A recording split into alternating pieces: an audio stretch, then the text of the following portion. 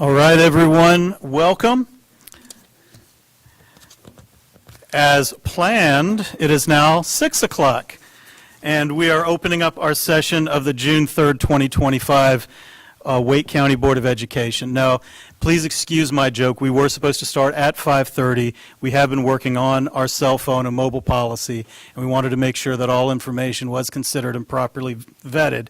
So for those of you who have come out tonight in particular and joining us in person, I apologize for the delay and any inconvenience this may have caused you. But we are ready to begin. Thank you very much. As you know, I have the little speech I gave at the beginning. Wake County Board of Education meetings are conducted for the purpose of carrying on the official business of the school system. The public is cordially invited to attend board meetings to observe the board as it conducts its official business. Persons who willfully interrupt, disrupt, or cause disturbances at an official meeting may be directed to leave by the presiding officer.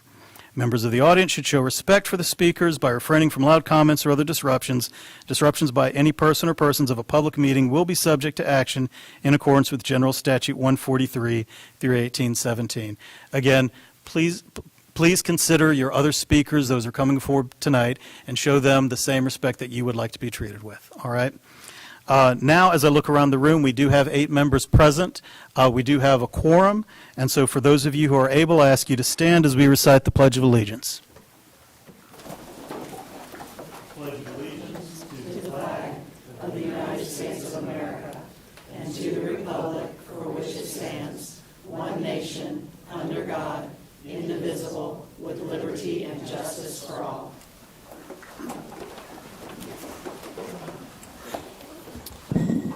Thank you. So the first item on our meeting agenda is approval of the meeting agenda. I do need to request an amendment.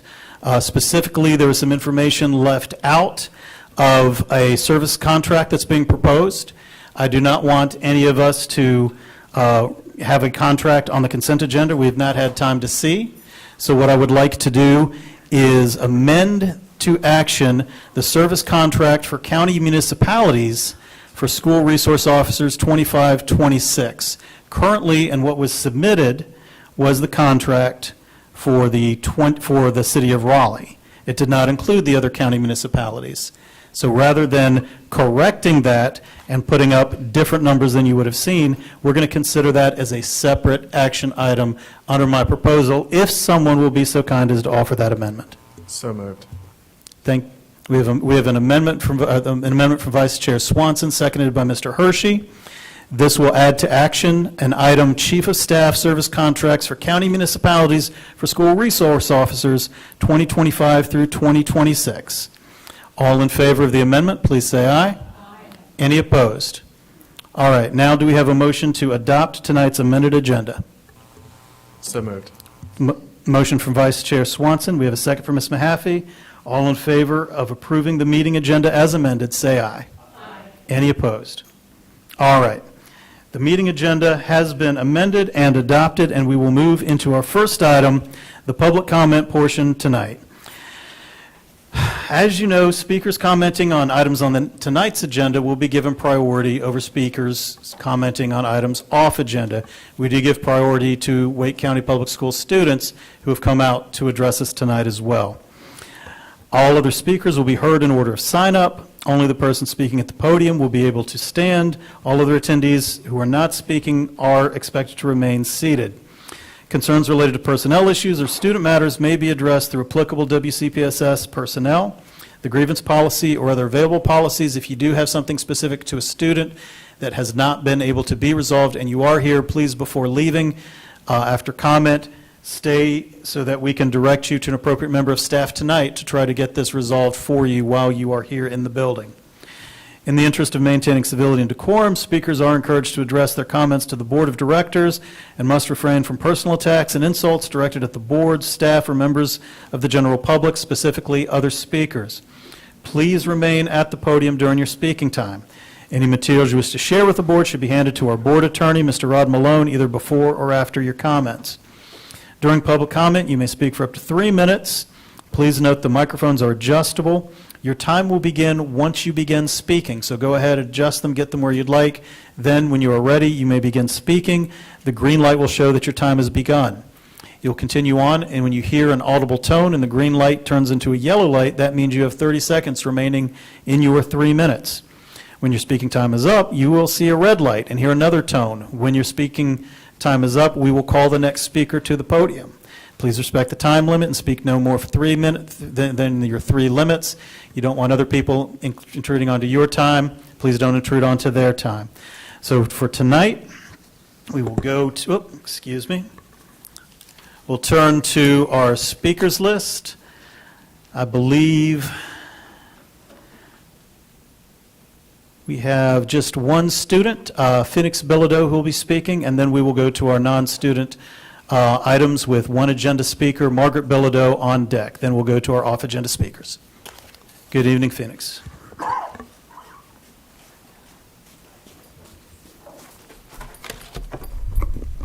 Good evening, board members. As you may or may not know, I'm about to graduate, and this is the last meeting where I will be the first speaker.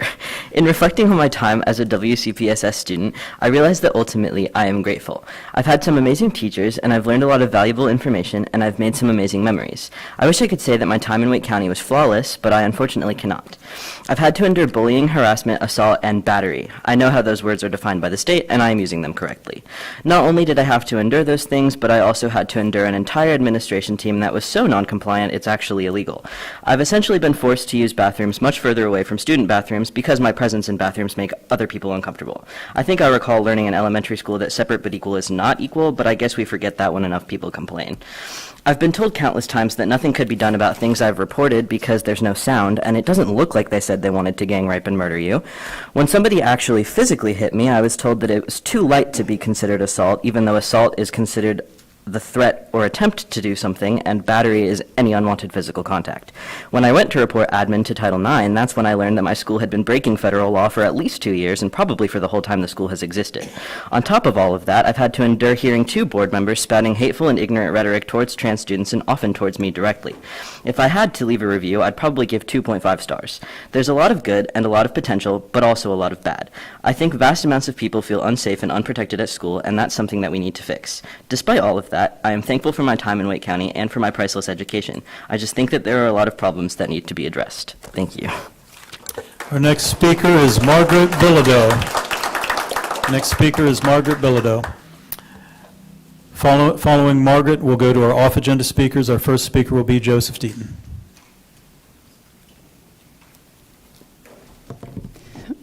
Good evening. Thank you for the opportunity to speak tonight. This is not necessarily organized.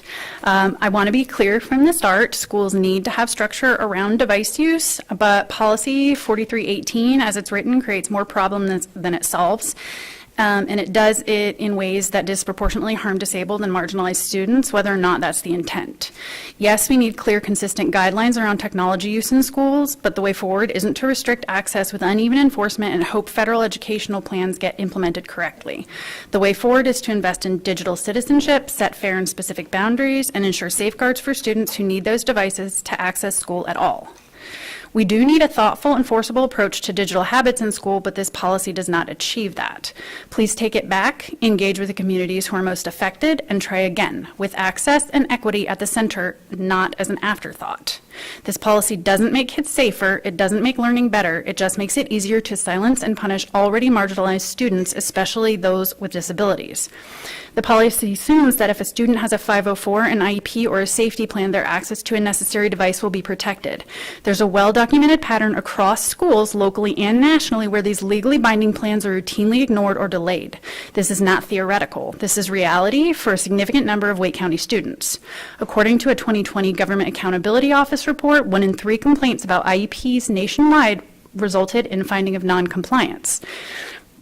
I've had a 504 safety plan in place for my child, Phoenix, that was explicitly permitted cell phone access, and even with that documentation, it's been denied.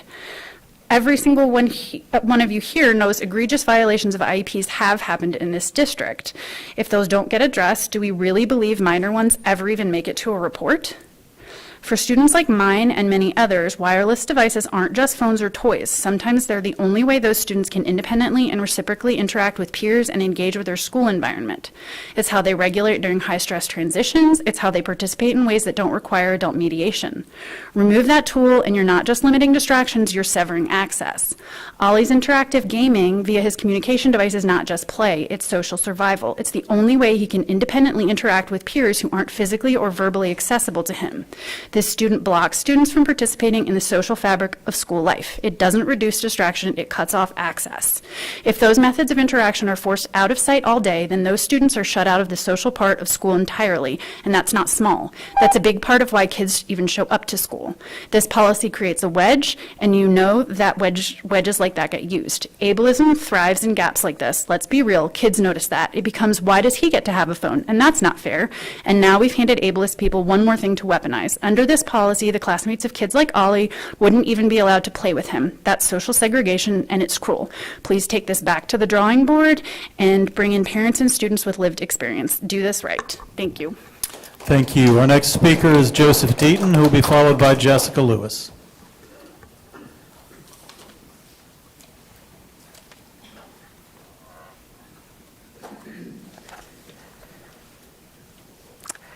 At the last meeting, the chairman lamented that House Bill 636 would allow people who don't even have kids in public schools to challenge books. When you say that, what I hear is that we should pay thousands of dollars for schools through property and state taxes, but if we don't have kids in public schools, we should mind our own business about the books. So much for hearing all voices and community engagement. Well, no, everyone in society has a duty to work for the common good. Those who do not pay much tax because they are economically disadvantaged, especially minority groups who have suffered generations of discrimination, have the most at stake in having public schools function well so that the young people in their communities develop the virtues that they need to improve their circumstances. Instead of teaching virtues, the pornographic books you have stocked in libraries and even used in class lead young people into the vice of objectifying other human beings for their own pleasure. The chairman said that the wishes of the majority must be respected, but the parents I talk to have no idea that these kinds of books are in schools. So if you really are concerned about how the majority feels, I challenge you to send emails containing the excerpts and illustrations that people have complained about in these meetings to all parents and ask whether they think these belong in schools. And each board member, please tell parents in the email whether you support keeping these books and why. HB 636 does not allow for censoring opinions or identities or relationships. It's just about removing sexually explicit descriptions and illustrations. Claiming that HB 636 would do anything else is a red herring to dissemble the real issue. Classic works that have problematic passages are available as abridged versions. If you remove the sexually explicit books, no one will have any basis for all the challenges that you're wringing your hands over.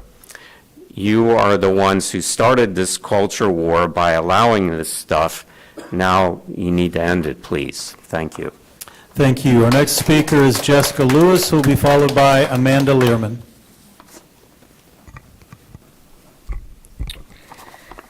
Happy Parental Rights Month. My name is Jessica. I have 2 children in the Wake County school system. I am also the vice chair for Moms for Liberty.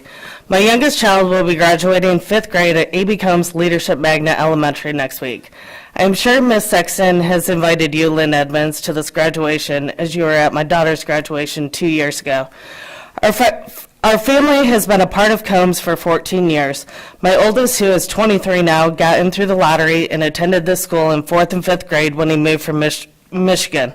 What drew us to the school is the leadership principles taught based on the 7 Stephen Covey habits. This school has been amazing for my 3 children. Everything is student-led, teaching the students to take charge, find your voice, and don't ever give up. I cannot speak highly enough about the amazing teachers that my kids have had during their elementary years at Combs, and this is why I will always advocate of paying teachers more for all the hard work that they do. Lynn, this 5th grade class that will be graduating next week is the class that had a glimpse of how fun kindergarten could be, and then had their kindergarten year ripped away from them in a blink of an eye due to the pandemic. They were drug into the virtual schooling nightmare that would create an abundant amount of learning loss. When my son was finally able to enter back into the building his 2nd grade year, he was beyond terrified, and the school building felt like torture to him, with everyone masked and the isolation of not being able to be close to his friends or teachers. I state this because while our children were suffering with depression, suicidal thoughts, and feeling a huge sense of loss of trying to catch up with their academics, where were you, Lynn? You were promoting gender ideology, DEI, telling everyone to read banned books, implementing Biden's Title IX rewrite, bringing queer sex ed programs in. This was your focus. Your focus was not on bringing proficiency scores up. In fact, I'm not so sure I've ever heard the words academic and proficiency come out of your mouth. Your priorities of being an elected official on this board has hurt our children in more than one way. Stephen Covey, if he was still alive, would be appalled with you being the school board rep of one of his schools. I really do not believe you deserve a seat at the graduation, as you go against everything Stephen Covey stands for. So please do not show your face.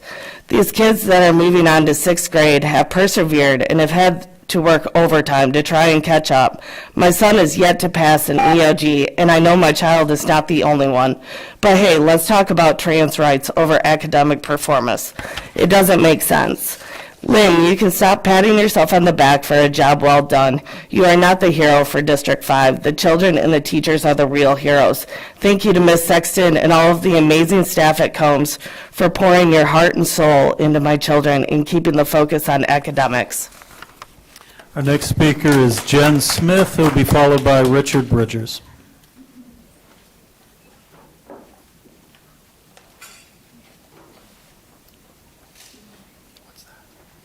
Oh, I'm sorry, we'll come back to you. No, you're up here, go ahead. Amanda will follow you after that, but Jen, if you could. Yeah, we say I'm all about keeping a list. All right, well, go ahead and take your seat on the front, and then Amanda will hear you now. I apologize for that.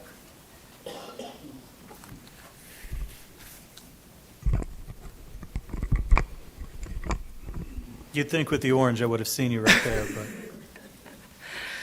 My name is Amanda Learman. My twin sons attend Middle Creek Elementary, and I'm a substitute teacher in the Wake County Public School System. I'm also a volunteer with Moms Demand Action. This Friday, June 6th, is National Gun Violence Awareness Day in the United States. 2024 was a deadly year of gun violence, and unfortunately, the first half of 2025 hasn't been better. In an average year, 1,714 people die by guns in North Carolina, with a rate of 16 deaths per 100,000 people. That means our state has the 23rd highest rate of gun deaths in the U.S. Gun violence costs us $19.5 billion each year, of which approximately $471 million is paid by North Carolina taxpayers. Perhaps most significantly for the work you all do. In 2024, firearms killed more children and teens than any other cause, including car crashes and cancer, for the 3rd straight year. But what can't be captured in these staggering figures is the social and emotional toll gun violence takes on our communities, our families, and our kids. This is a crisis. The first step in fixing a problem is acknowledging that it is, in fact, a problem, and that's why we're here today. This Friday, we are kicking off what we call Wear Orange Weekend. Wear Orange originated on June 2nd, 2015, on what would have been Hydea Pendleton's 18th birthday. Hydea was 15 years old when she was shot and killed playing basketball in her neighborhood in Chicago. Her friends, wanting to honor her life, decided to do so by wearing orange. Orange has since become an important color in the gun violence prevention movement. Whether worn by Hydea's loved ones in Chicago, activists in Nashville and Uvalde, or hunters to announce themselves to other hunters, wearing orange is meant to promote safety, to convey the value of human life, and to honor the lives cut short, the people wounded, and the countless others traumatized by gun violence every day. This year, our community members will focus on concrete steps they can take to keep our communities safe. Our volunteers will have conversations about gun safety with friends and neighbors. They'll build partnerships with local leaders, businesses, and organizations by attending meetings and sharing concerns related to this issue, as I am doing today. And they'll work to safely store all firearms in homes and cars and encourage their community members to be smart. We want to thank the Wake County Board of Education, especially on this last point. The safe gun storage resolution you passed last year and the superintendent and board's work since then to follow through on that promise and promote the importance of secure gun storage is a good step in the right direction. We all have the power to act. Parents and non-parents, gun owners and non-gun owners, members of every political party, community partners, sheriffs and law enforcement, students, teachers, and school administrators. This effort takes all of us, and I encourage Wake County citizens to get involved, be it this weekend or at any of our events this year. The time for change is now. Thank you for the opportunity to speak today. Thank you. Our next speaker is Jen Smith, who will be followed by Richard Bridgers. Happy Pride Month. Thank you for the opportunity to speak tonight. I wanted to voice my support for LGBTQIA plus students and staff in our district. If anybody wonders why the support should be verbalized, right before I came here, I went on the Town of Cary Pride post, and there were some not nice things in there. And so that's why I think this is an important thing to show support. Punching down is a term I remember learning about when I was a lot younger. Is a lazy way to bully, and it is still very hurtful. An example of this is when people, through willful ignorance, decide that reading books about lives that aren't the same as their lives is wrong. Representation is important. People wanting to ban books that are about real historical heroes like Alan Turing or Marsha P. Johnson, or fiction books like the one about penguins called And Tango Makes Three, are choosing to try to erase real people's accomplishments. The reality that nature has shown in many species that homosexuality, for example, exists and is natural. I found this, the funny point to this is thankfully we humans are not like anglerfish, because that would be very unfortunate for my husband. If you know, you know. So tonight I am speaking up to say I support our LGBTQIA plus students and staff, and I know I'm not alone in this. And I am speaking up against book bans, given Wake County already has policies and procedures in places for parents if they choose to not want their child to read a book. Looking over the list of books challenged, the pattern is easy to see, and supporting book bans is just punching down. Thank you. Our next speaker is Richard Bridgers, who will be followed by Becky Lou Hobbs.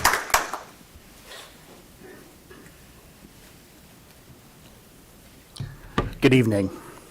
Since my son was assaulted by a substitute teacher in February, I have been very patient, respectful, and done my best to present you with factually correct information. While most of you have been polite and cordial, I've also been met with apathetic employees, evasive answers, and a principal who's leaked my personal information and tried to publicly tarnish my reputation. The one thing I can't stand is being lied to. You're looking at me confused? I'll show you. I'll send it to you. The one thing I can't stand is being lied to, and it seems to be what happened here. I was recently made aware that at approximately 4:30 p.m. on March 3rd, the principal and vice principal of my son's school filed a joint report with the school resource officer regarding the substitute assaulted my son. The investigators from the school got this information on a notice to report to law enforcement filled out by the principal on April 9th, 37 days after my son was assaulted and after she allegedly made the report. I went to independently verify this with Fuquay-Varina Police Department. The records clerk searched everywhere in February and March, was unable to find the report. I went to the sergeant. The sergeant searched all relevant body camera information and dash cam footage from that officer on that day. He found no reports. Additionally, he searched all of his emails, phone calls, text messages, and voicemails, found no records of the report.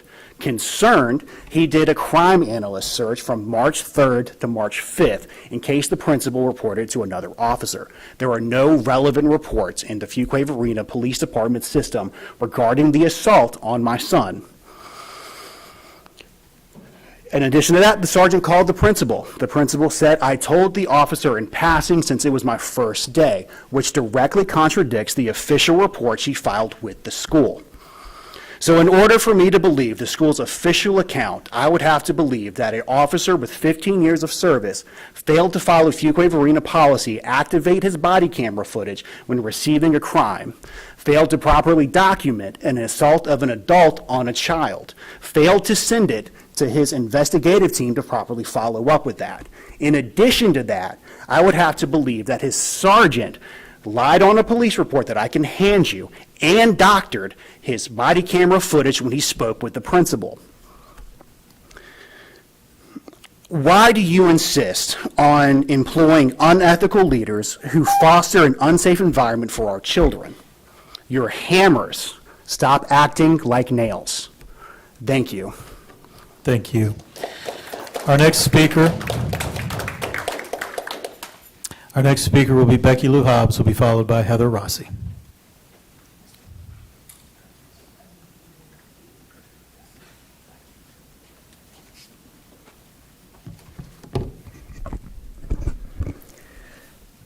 The child is not the mere creature of the state. These are the words of Justice James McReynolds from the 1925 United States Supreme Court ruling regarding Pierce versus Sisters of Society. This ruling restored parental rights in the eyes of the court. But one thing I will remind you guys is parents' rights, they're God-given, they're natural. The parent, and only the parent, has the ability to direct the upbringing of their children, the education of their children, the morality of their children. Too many times the school system over the past few years have trampled that. Yes, there has been progress made, but not nearly enough. Today at a press conference, Secretary of Education Linda McMahon said that parents are the ones who can help children thrive. Once again, we have too many teachers, administrators that are trying to put themselves in the place of the parent, and that needs to stop. We truly want to partner with you in the education of our children because every child deserves the best quality education that they can possibly have. No one wants to stand in the way of that. But we have to understand that we have roughly 160,000 students enrolled in the Wake County Public School System. There are 160,000 ways that those kids need to learn. They cannot be treated as all carbon copies. And Wake County also has to recognize that they cannot necessarily fill all those different choices. I know one of my children, Wake County failed and could not provide the education they need. We had to go seek other options. It was not something we wanted to do. So with that, I've given Mr. Malone a copy of the 1925 case.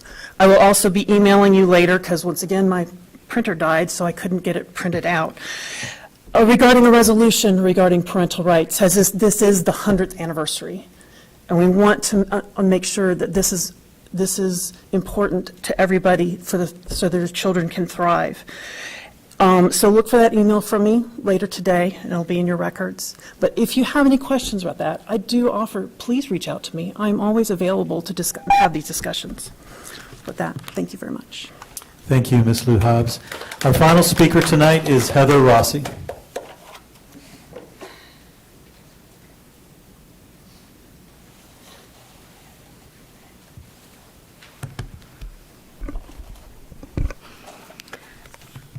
Thank you. My name is Heather Rossi. I have kids at Cary High, although we started at Briarcliff and have moved our way all the way through. I am also Harper Rossi's mom, which seems to be how I'm known best here. Access matters.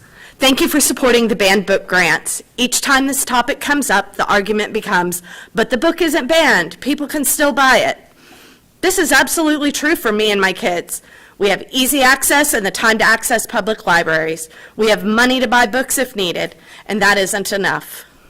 I grew up in a public school, and so have my kids. The values I took away from diversity of education in an inner city school in Dallas, Texas, made me a successful college student. It gave me the necessary strength to serve in the military. More importantly, it gave me and made me an advocate for the inclusion required in good leadership. I read books my parents didn't read. I grew up in a staunchly conservative Republican voting household that also valued diverse opinions and believed that even as a child I could bring new information to the table and expect respect. We were able to talk about new ideas. My parents valued my opinion and knowledge. I even changed their opinions sometimes. And now, my kids read books that I didn't read, and they get to help keep me thinking flexibly. All kids deserve the ability to explore new ideas. Last week, I donated a bed to a friend who is a social worker in Wake County. She was getting it for a family of hers in need. The 9-year-old who got the bed was delighted because it was the first time they had a real bed. I look around this room and I doubt that there are many of us who have ever lived in that situation. School libraries and school librarians are likely the only access that child has to books.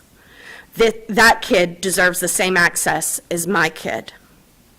There is no easy balance in access and protection, and yet we have paid professionals who are trained and certified to make these decisions. There are teachers and administrators to ask hard questions about appropriateness. We even have the ability already to talk to our schools about inappropriate books or not wanting our children to see something. As a society, we seem to have moved away from trusting professionals.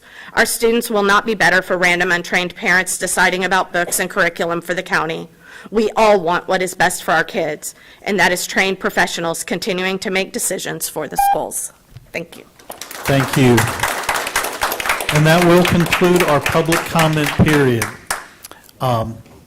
Next on our agenda, we have information items. We have comments from Superintendent Dr. Robert P. Taylor. Thank you, Mr. Chair. Good evening to everyone. I'd like to start by congratulating Gina Montague of Powell Magnet Elementary School, who was announced last week as our 2025 WCPSS School Counselor of the Year. Ms. Montague has been a school counselor for 8 years. She joined Powell in 2022. She leads a counseling program that recently received the RAMP Award from the American School Counselor Association, one of 12 in our district to earn this distinction this year. This national honor is given to schools delivering highly effective services that improve student outcomes. She uses data to support student well-being, and she works closely with families, staff, and students to foster a strong school community. Her calm, kind approach, as well as her use of trauma-enforced practices, continue to improve the lives of students and families at Powell. Ms. Montague is emblematic of our outstanding school counselors who help students form healthy goals, mindsets, and behaviors so they can succeed in the classroom and beyond. So my thanks to her and all of her colleagues for their exceptional service. Next, I'd like to encourage the 5 WCPSS, congratulate the 5 WCPSS educators who were recently honored by the East Central District Bandmasters Association for excellence in music education. Tony Powell of Pine Hollow Middle School received the Award of Excellence for more than 30 years of distinguished service and leadership. Eric Riggs of Mills Park Middle was named Band Director of the Year for exemplifying total program excellence and community engagement. In addition, 3 of our staff members received Young Director of Excellence Awards. Catalina de la Rosa Gonzalez of East Cary Middle for growing her band program from 25 to 140 students. I think that's outstanding. Absolutely. Calogero Giambuso of Martin Magnet Middle for leading her students to success in diverse musical ensembles and honors bands, and Ryan Wing of Lufkin Road Middle, a proud Lufkin alum, for bringing national recognition to his ensembles. So we are fortunate to have robust arts programming in all of our schools, led by talented, passionate educators like these honorees. My thanks and congratulations to these award winners for their incredible influence on students through music. I would also like to recognize Amanda Werble of Douglas Magnet Elementary, who has been named our 2025 Speech Language Pathologist of the Year. Speech Language Pathologists, or SLPs as we call them, serve students with a wide range of communication disorders, including language, articulation, and fluency. SLPs work with students to reduce or eliminate barriers to education. Ms. Werble began working in our district in 2018, first at Wilburn Elementary and later Sanderson High School. She is passionate about her students and brings a deeply personal connection to her work. Her inspiration comes from her brother, Dustin, who has Down syndrome. His experience helped shape her dedication to speech therapy. Ms. Verbal's story reminds us of the heart behind the work that our staff members do each and every day. So again, congratulations on these well-deserved recognitions, and my thanks to all of our amazing SLPs. I'd like to take a moment to recognize that June is National Gun Violence Awareness Month. In March of last year, Wake County resolved to play its part in combating this critical issue by promoting the practice of safe gun storage. If you are a gun owner, please take time to properly secure your firearm when not in use. The extra minute you spend locking your gun away can prevent a tragedy, and you can find a list of resources by visiting wcpss.net/safe storage. And I'll add to this that I encourage gun owners who may have their guns in their car and they lock the car.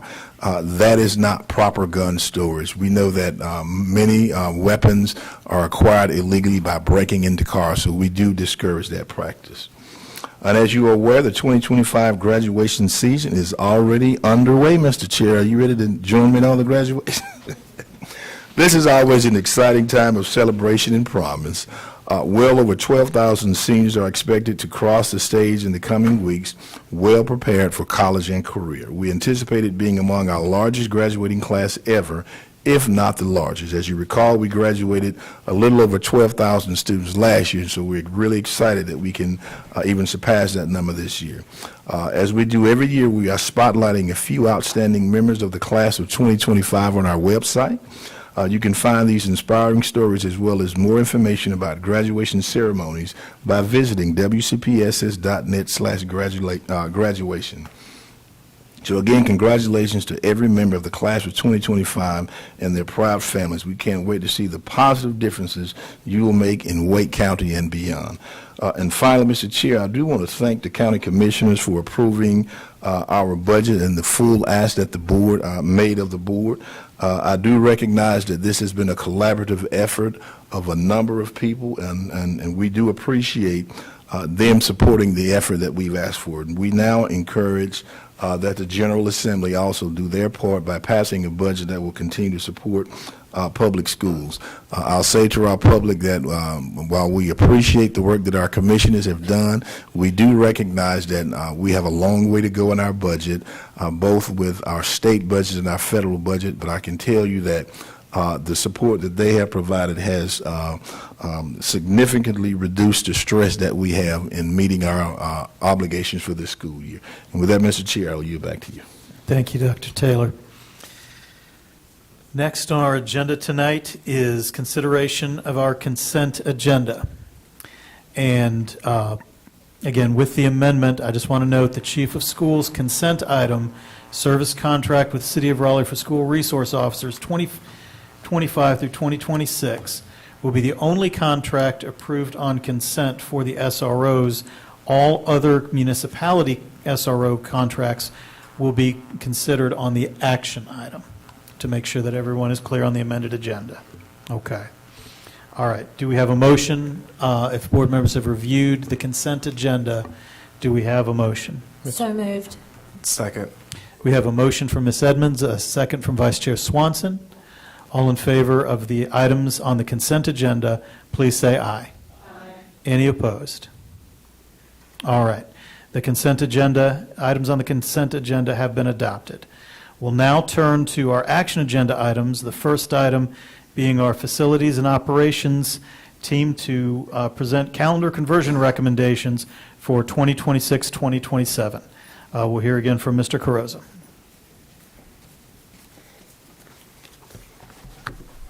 Good evening. Staff's here to make a recommendation for Lake Myra Elementary to convert from a single-track elementary to a multi-track for the 2026-2027 school year. Staff has presented information to you during the April 8th board work session.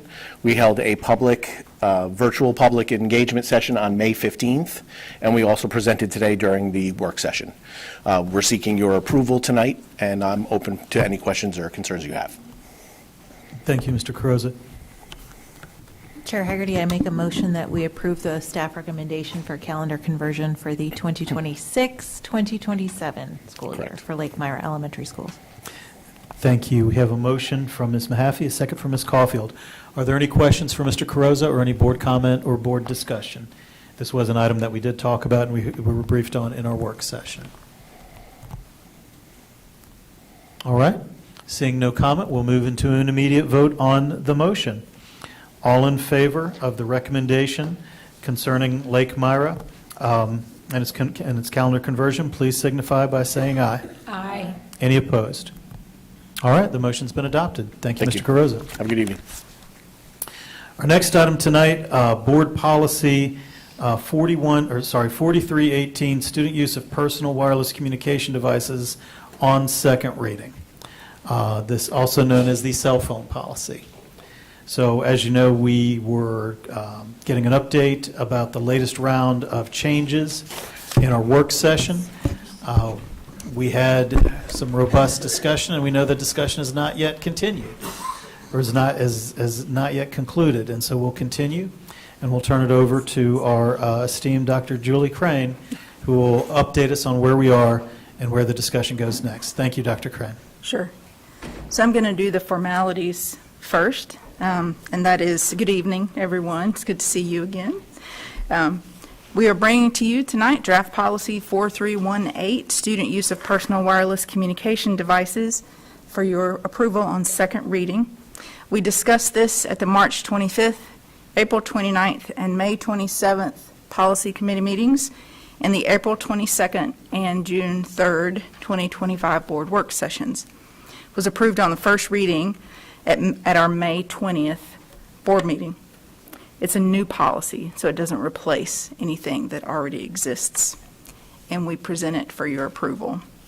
During work session, we presented to you a version of the policy, and we reviewed the changes that our attorney, Neil Ramey, who works with me, and us and you on board policy, the changes that he recommended, revisions that he recommended, everyone seemed to be fine with those. They're mostly copy edits for specificity and clarity.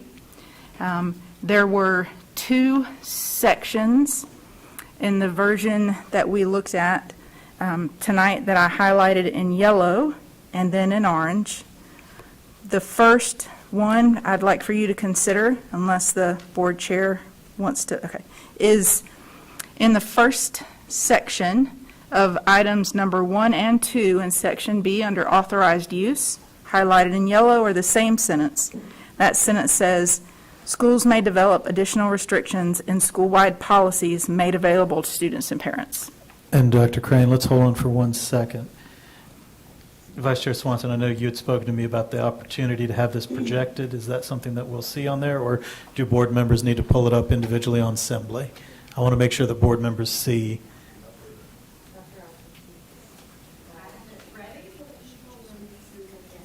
All right, there we go. I just wanted to make sure that everyone knows which part of the language we're on, and everyone can see it. All right, I see it on the screen if everyone's good. Dr. Crane, I apologize for the interruption. Please proceed. No worries. So you have it, you see it there. Again, this language is the same in the front end of items number 1, which is for elementary and middle schools, and item number 2, which is for high schools, that schools may impose restrictions at other times of the day through a school-wide policy made available to students and parents. I will hear your... All right. So this was a recommendation, but there was not consensus on it.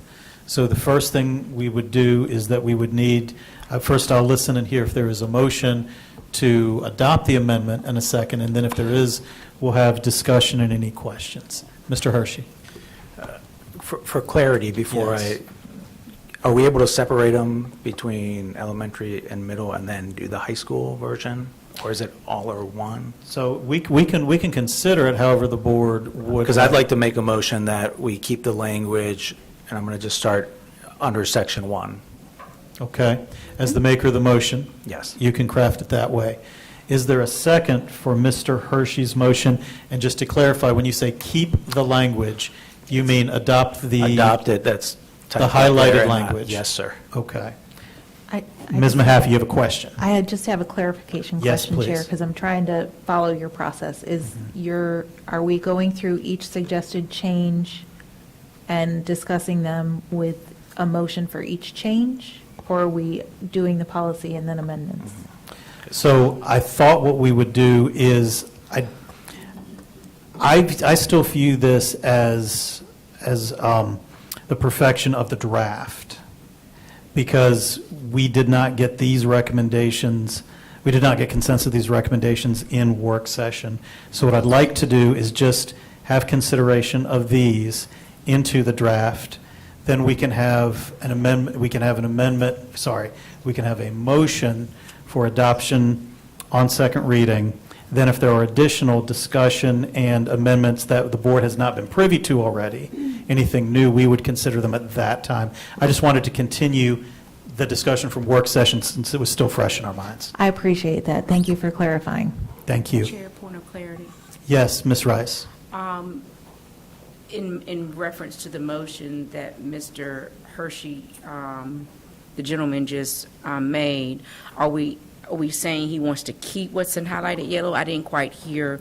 That was my question, and Okay. that's what I wanted clarified. So to your point, yes, Mr. Hershey's motion is to take the language that is that's highlighted on the screen now, and incorporate it into the new draft policy. All right. Was there a second? We have a second from Ms. Caulfield. All right. Mr. Hershey, do you have any comment? Sure. So a couple of things. I think this is good compromise language. We look at a base of bell to bell. And we talk about following data, and we got data today that the plurality of elementary schools go prohibit on campus. And then there's 14 on campus. Of those that replied, 9 were bell to bell.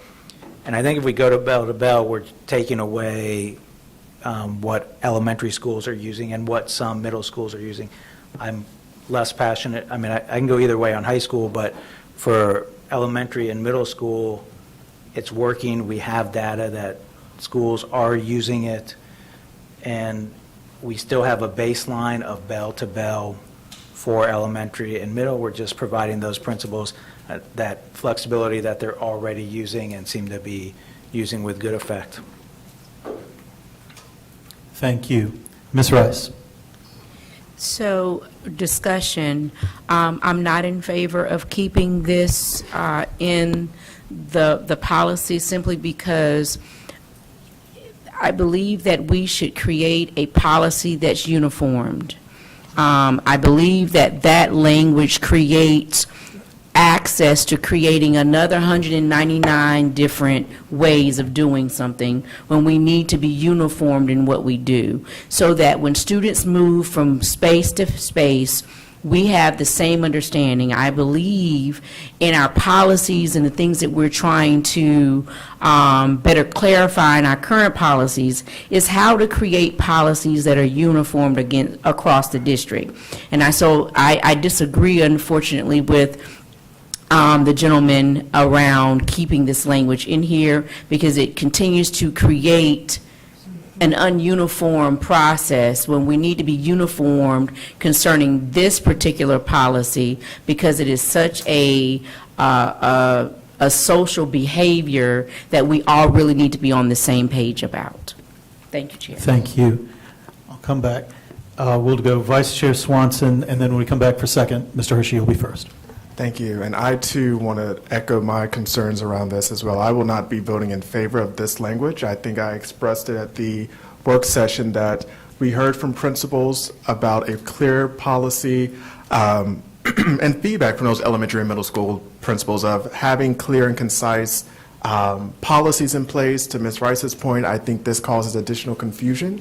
And at the district level, our policy should be the standard versus allowing folks to go beyond what we're putting in. So I will not be supporting that language due to potential confusion that could lead to. All right. Thank you, Vice Chair Swanson. Ms. Caulfield? I I just want to be clear, because I have so many different pieces of paper written out, crossed out. This, what you have in yellow, adding the yellow is the part that you're talking about, correct? That is And Mr. that was Hershey's what Attorney amendment. Remy had asked us to put back in? That is what was recommended. This is not the language that No. you had taken out that he wanted to put back in. That is below in orange. Okay, On this So can you copy. explain the origin of this language, Dr. Crane? Sure. This language is language that originally said schools may develop additional restrictions, period. In both So- sections, it was truncated to that. That is what the board, my recall of what the board agreed to at last week's policy committee meeting. Mr. Ramey recommended that in both sections, we expand this, restrictions in what, and communicated how. So he recommended that we add in school-wide policies made available to students and parents. That is in both places. That was his recommended addition to this section.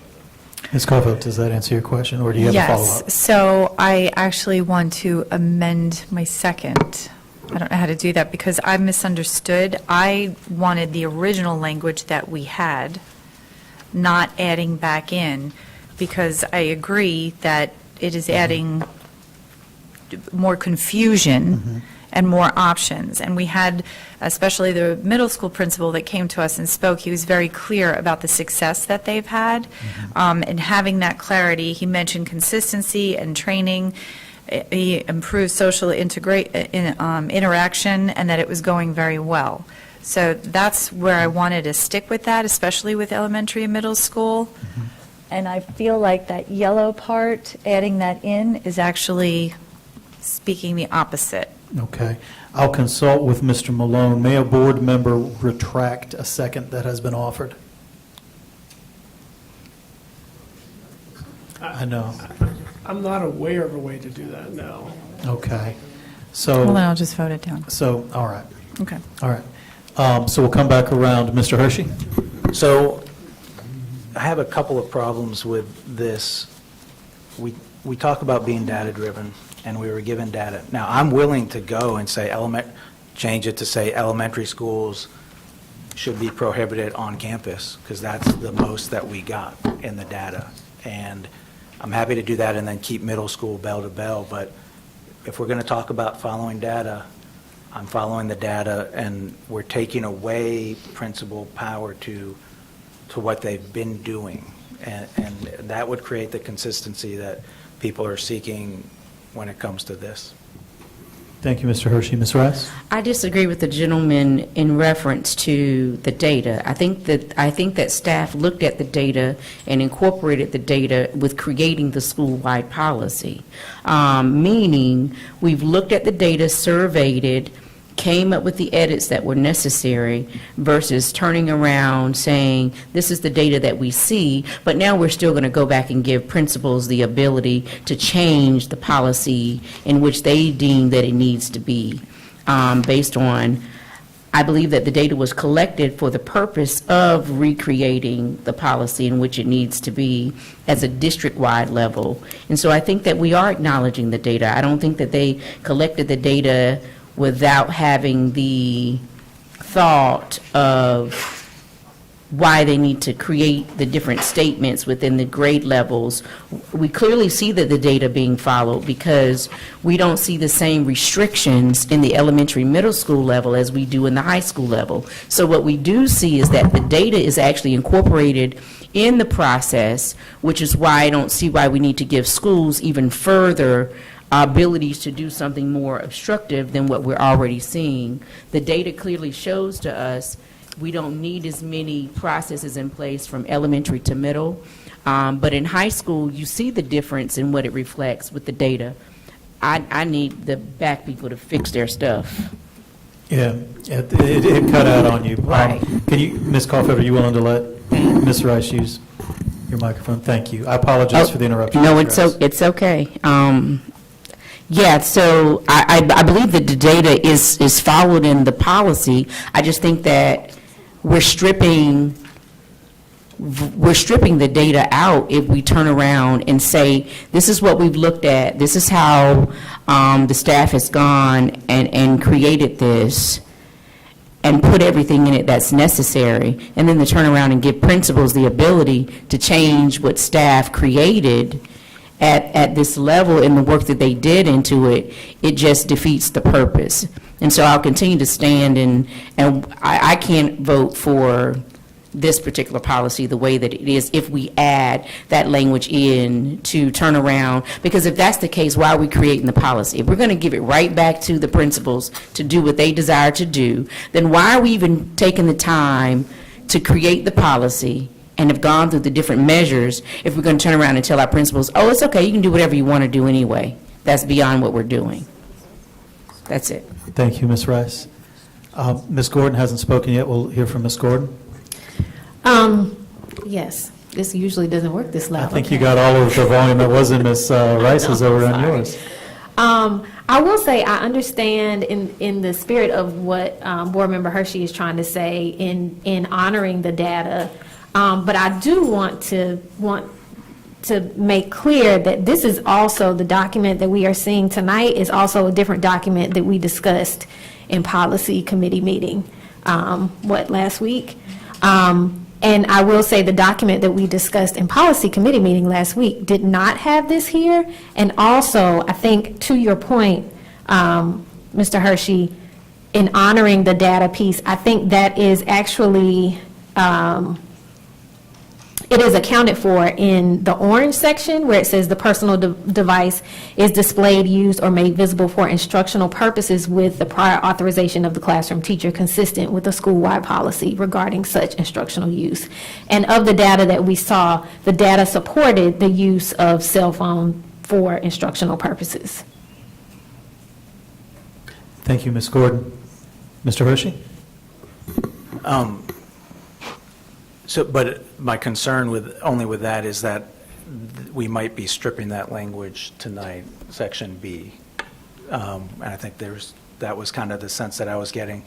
And to Ms. Rice's point, to me, we are not saying principals can do whatever they want. Now, like I said, I will amend it I'm happy to change it so we make it elementary schools prohibit it on campus completely, because that's what the majority, not the majority, but the plurality, almost 40% in the survey said that they already do, and that would make it consistent on all elementary school campuses that on campus it's prohibited. It can be different at middle school and different at high school, as we are going to be, as it's likely to be anyway. And that would actually honor all of the data that we receive today. But I think if we're going to be data-driven and we see the data, I'm happy to change it to on-campus so it's the same at all elementary schools for this. But I just looking at what we're getting, and that's what it's saying to us. Thank you, Mr. Hershey. Ms. Edmonds? So, Mr. Hershey, I know you haven't made an amendment to your motion yet, but am I hearing you say that you would split out elementary and middle? I think I would just withdraw the motion and then make a new one very specific for elementary school.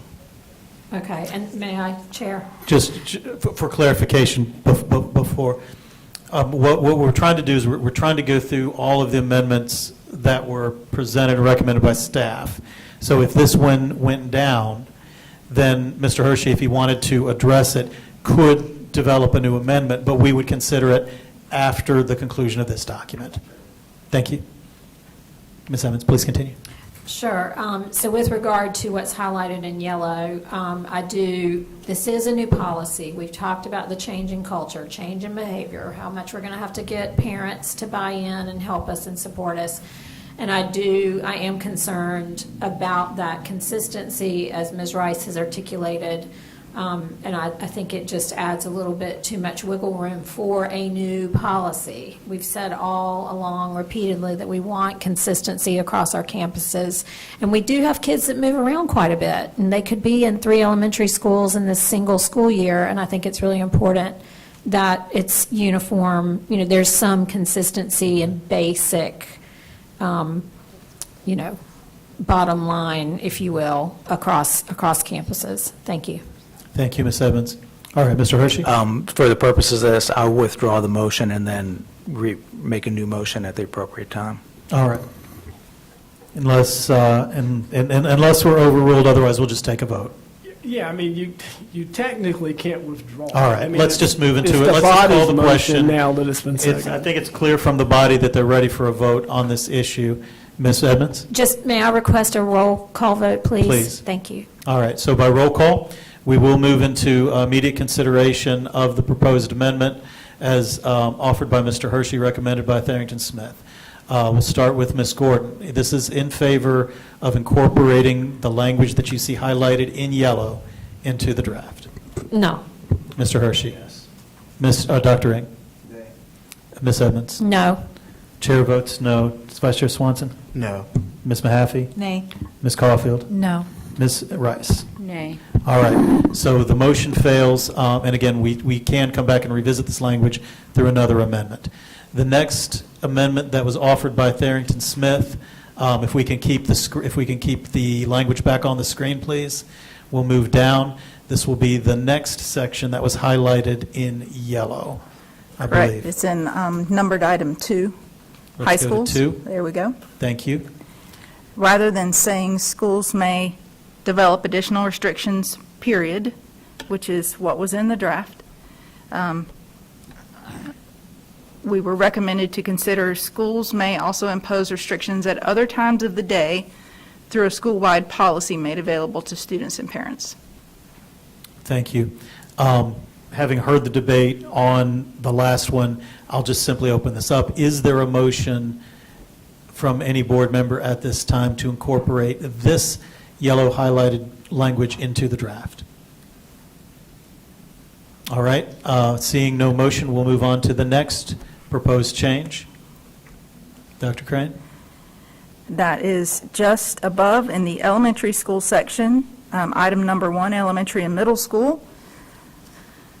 At policy committee, the committee recommended striking lettered item B, which stated that the school administration has elected to allow teachers through the development of a school-wide policy to authorize such devices to be displayed, used, or made visible for instructional purposes during instructional time, provided that the teachers supervise students during such use, and the use is consistent with the teacher's authorization. I showed that as struck in blue, and our council recommended that we consider adding that back in a shortened, more concise sentence that says, the personal device is displayed, used, or made visible for instructional purposes with the prior authorization of the classroom teacher consistent with the school-wide policy regarding such instructional use. And we had a discussion earlier during work session about the rationale behind that recommendation regarding language that is currently in both the state budget and the Senate budget regarding teachers being able to authorize use. All right, thank you, Dr. Crane. So we'd had some discussion in work session about this language, and you've heard from Dr. Crane the justification or the rationale for it. Is there a motion from any board member to incorporate this language into the draft?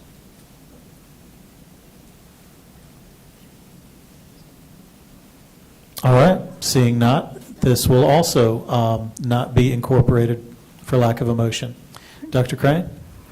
So just for clarification, for the final version of the policy that passes, we will include neither of the highlighted yellow sections nor the highlighted in orange section in the elementary middle school section. Are all board members clear? All right, thank you, Okay. Dr. Crane. Thank you. So, Dr. Crane, let me ask a clarifying question. With the stricken part that was with the salmon color that was not included, is that stricken language in B and blue, would that now remain, or will that be stricken as well? All of that will go away, and for elementary and middle schools, there will only be 2 exceptions. Okay. That exception will remain for high school. All right. Chair Haggerty, from my recollection earlier, there were no other significant concerns about revisions. I know that you may have had a little more time to take a look at it, and if you have questions about any of the others, happy to hear those. Thank you, Dr. Crane. I do know that, at least one, potentially other board members have additional amendments or things they would like to discuss with the policy, but I did want to conclude our consideration from the work session before we advance to make sure we were all on the same page. So we've gone through all of the changes that were recommended by council that would have changed the recommendations that we had made in our last policy committee and work session. And so we now have one draft ready for consideration tonight for second reading. At this time, do we have a motion do we have a motion to approve, and this is just for discussion, to begin our discussion, the policy as amended on second reading? So moved. So we have a motion from Ms. Edmonds to adopt the amended policy, seconded by Ms. Caulfield. Now we'll open it up for discussion. All right. We'll start with Ms. Mahaffey. Chair Haggerty, I would like to make a motion to add verbiage in Section C, consequences for unauthorized use. This would become the first bullet point, and I have shared this verbiage just now via email to all of you, as well as Dr. Crane, Dr. Robinson, Dr. Taylor, and Ms. Allen. And that is after hearing our principals speak today, to add, the student will first receive a verbal warning to put their phone away and/or silence their device. And again, that is, I'm just going to leave the motion clean there. All right. Thank you, Ms. Mahaffey. I believe, does everyone have access to the wording of the motion in your email? All right. We've had a motion from Ms. Mahaffey for an amendment that she has offered. I heard a second from Mr. Hershey. All right. So now, would you like to provide any more information? Yes, as shared, this is based off of feedback that we heard from our principals today, and also setting the expectation that it is not our intent to immediately confiscate devices, but yet to remind students of proper use and to give them the opportunity to put their device away, because they're children. We all make mistakes, and school should be a safe place to learn from your mistakes and have that opportunity. So, thank you. Thank you, Ms. Mahaffey. Are there further comments or any questions about the amendment proposed by Ms. Mahaffey? All right. All in favor of the amendment, please say aye. Aye. Aye. Any opposed? All right. Dr. Crane, do you have a copy of it, or we'll go? Yes. All right. The change has been made, and now there are 4 bullet points in that section, the first of which reads, the student will first receive a verbal warning to put their phone away and/or silence their personal device. Thank you, Dr. Crane. I'm sorry, that should have said device. Is that a technical correction we can make, or do I need to make another amendment? I'm willing to call that a drafting correction unless Thank anyone you. objects. And not a personal device, just device. Correct. Okay. All right. Again, there's been several versions today. We just want to make sure it's consistent, and no, we're all good. All right. Thank you. Dr. Ng. Based on the reading of the language, it doesn't flow where that sentence is placed. I think it probably be better above it, before the mention that school staff are authorized to temporarily confiscate a student's personal device. It just seems like that should be where it should be placed. All right. Is there any objection from board members? All right. Ms. Caulfield, what's your question? We can see the corrections on the computer. It still says the phone away. Are we correcting that portion too? Oh, I saw them corrected at the bottom. Right, I heard it stated we were going to replace phone with device. Yeah. All right. Sorry, go ahead. No worries. And so Dr. Ring's amendment, if I understood it, was to take the language we just adopted and then just to reorder it, placing it higher in the sequence. I'm taking it as an amendment. Yeah. All right. And then let's see where it is dropped. I'm sorry, Dr. Ring, can you just restate for clarity exactly where you'd like it placed? Yes, I would like that sentence to be placed before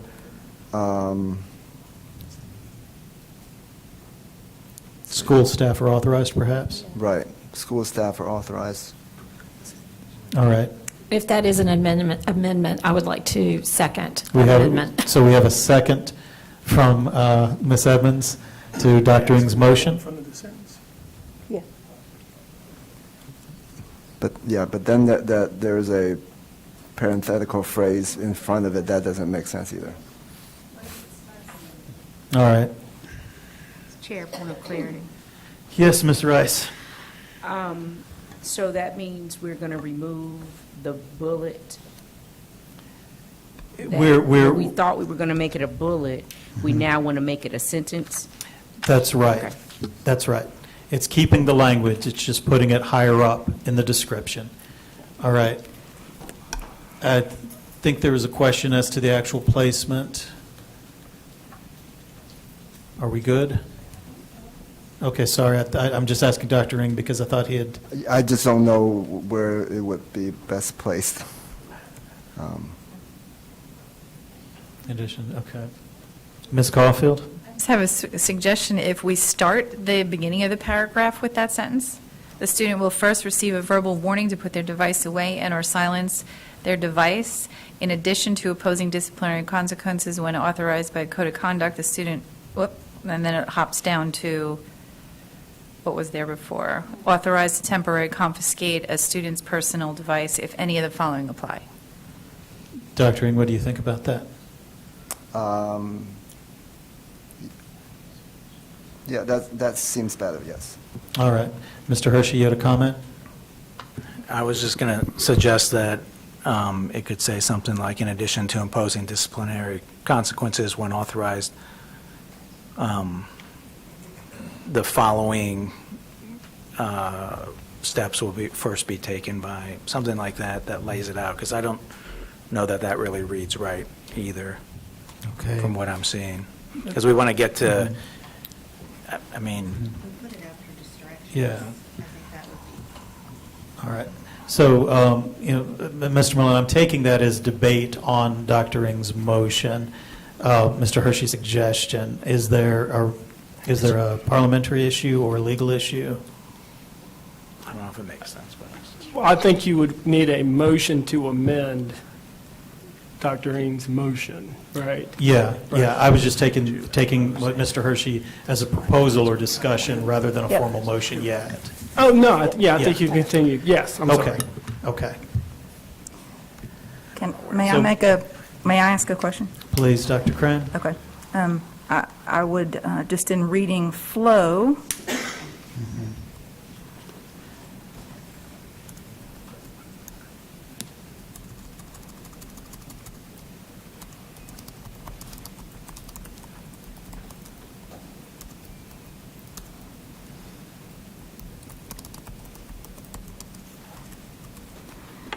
so we can leave the sentence the way it was.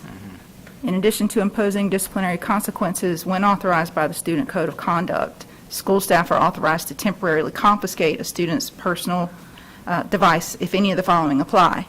However, the student will first receive a verbal warning to put their device away and/or silence their device. I'm looking around the table. Do board members accept that? Ms. Mahaffey? I'll make an amendment to Dr. Ng's motion to English teacher Dr. Crane's suggestions. I'm channeling my inner Neil Ramey. Is there a second to Ms. Mahaffey's motion to amend? We have a second from Vice Chair Swanson. Unless there's any discussion, we'll move to immediate vote on the amendment to the amendment. All in favor of Ms. Mahaffey's amendment, say aye. Aye. Thank you. We now return to Dr. Ng's amendment as amended. Is there any more discussion on Dr. Ng's amendment? If not, we'll move into an immediate motion on Dr. Ng's amendment. All in favor of Dr. Ng's amendment, please say aye. Aye. Any opposed? Thank you. Board members, what I'd like to suggest is I know that there are other areas where we might like to make improvements or alterations to the policy. Rather than stating the idea as a motion, perhaps we should first discuss the change we would like to see, discuss any wording, and then once we've agreed upon the wording, then make the amendment. That way we don't have to continue to amend amendments, if that works for everyone. All right. Thank you. So let's go to further discussion. I do have one, I have a couple that I would like to suggest some concerns that I had about the policy. One of the things that, going back through our notes, a concern I had raised from our earliest meetings and had suggested is not found its way into the policy, and this is in the exceptions. If we look at the language under elementary and middle schools, section A, and in high schools under section A, it talks about use of a personal device during school hours is specifically authorized, and it gives examples of student individualized education program, 504s, individual health plans. Thank you. Here, I think we've seen, and I've heard from schools, that these devices do play an essential role for some of our students for translation services. And I thought we had agreed that that would be an exception that we wanted to see in the policy. So I'd like us to consider an amendment to that language along the lines of, or has been approved by administration for translation purposes. And I'm willing to accept any wordsmithing the board would like to make before I make that motion. What do you all think of that idea? Mr. Hershey? So in addition, I think we heard tonight from one of our public speakers talking about as an additional use or an exception when able to use devices kind of in a group to communicate. I don't want to, she said it much better than I can say it, and I don't want to mess up her words. Do you recall what, I don't know how to phrase it the right way. But the concern was that non-able-bodied kids are able to communicate with able-bodied students, and please forgive me if I'm using the wrong language, through devices, and that was one of the exceptions that was kind of being, that I believe was being asked at, and so I'm open to whatever discussion. If it's within the spirit of, I think what you're suggesting, when we look at different language that's been used around communication and accommodations. Here, I think you could say, approved by an administrator for translation purposes or assisted communication or assistive communication. That's typically a language. That's typically what we've seen. So, I'm sorry, we can't take further suggestions from the audience, but again, the language that I would suggest would be assistive communication. Are there any other thoughts about this issue, Vice Chair Swanson? I just have a technical question to raise where it says individualized education program. That should say individualized education plan. Yes. I think that's good, and I'd like to, if I can, incorporate that into an amendment I'd make on this section. Sure. Would that be appropriate? And would we need to make that in section 2 as well? Yes. Services program, it should be. Correct. All right. Thank you for catching that. All right. So Dr. Crane has captured some of that language on the screen for board members to look at. Is there any further discussion about the idea? Ms. Mahaffey? Yeah, in the spirit of Mr. Hershey's, I have a question for Dr. Taylor. Is a safety plan something that's housed within a 504 or an IEP, or is that a separate plan that the district has? that's more than likely going to be a separate plan because it could be developed by the nursing staff or someone of that nature, so it wouldn't necessarily be a part of an IEP or a 504 plan. Or a health plan, it would be Correct. separate. So I would like to add that language as well, because if we do have students that are struggling that need that access, and again, I think that is an exception to the rule that would be needed like these other pieces. I So- think that's a good addition to this language on exceptions. And so if we see some model language there.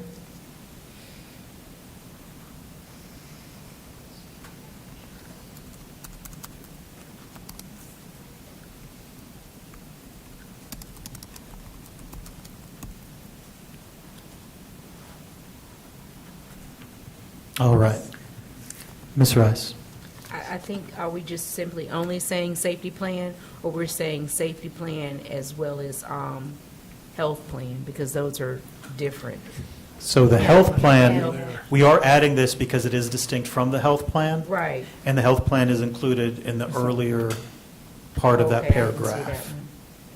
that. Okay, there, I see the health plan, I'm sorry. Okay, does that read okay to you? Yes, yes. All right, all right.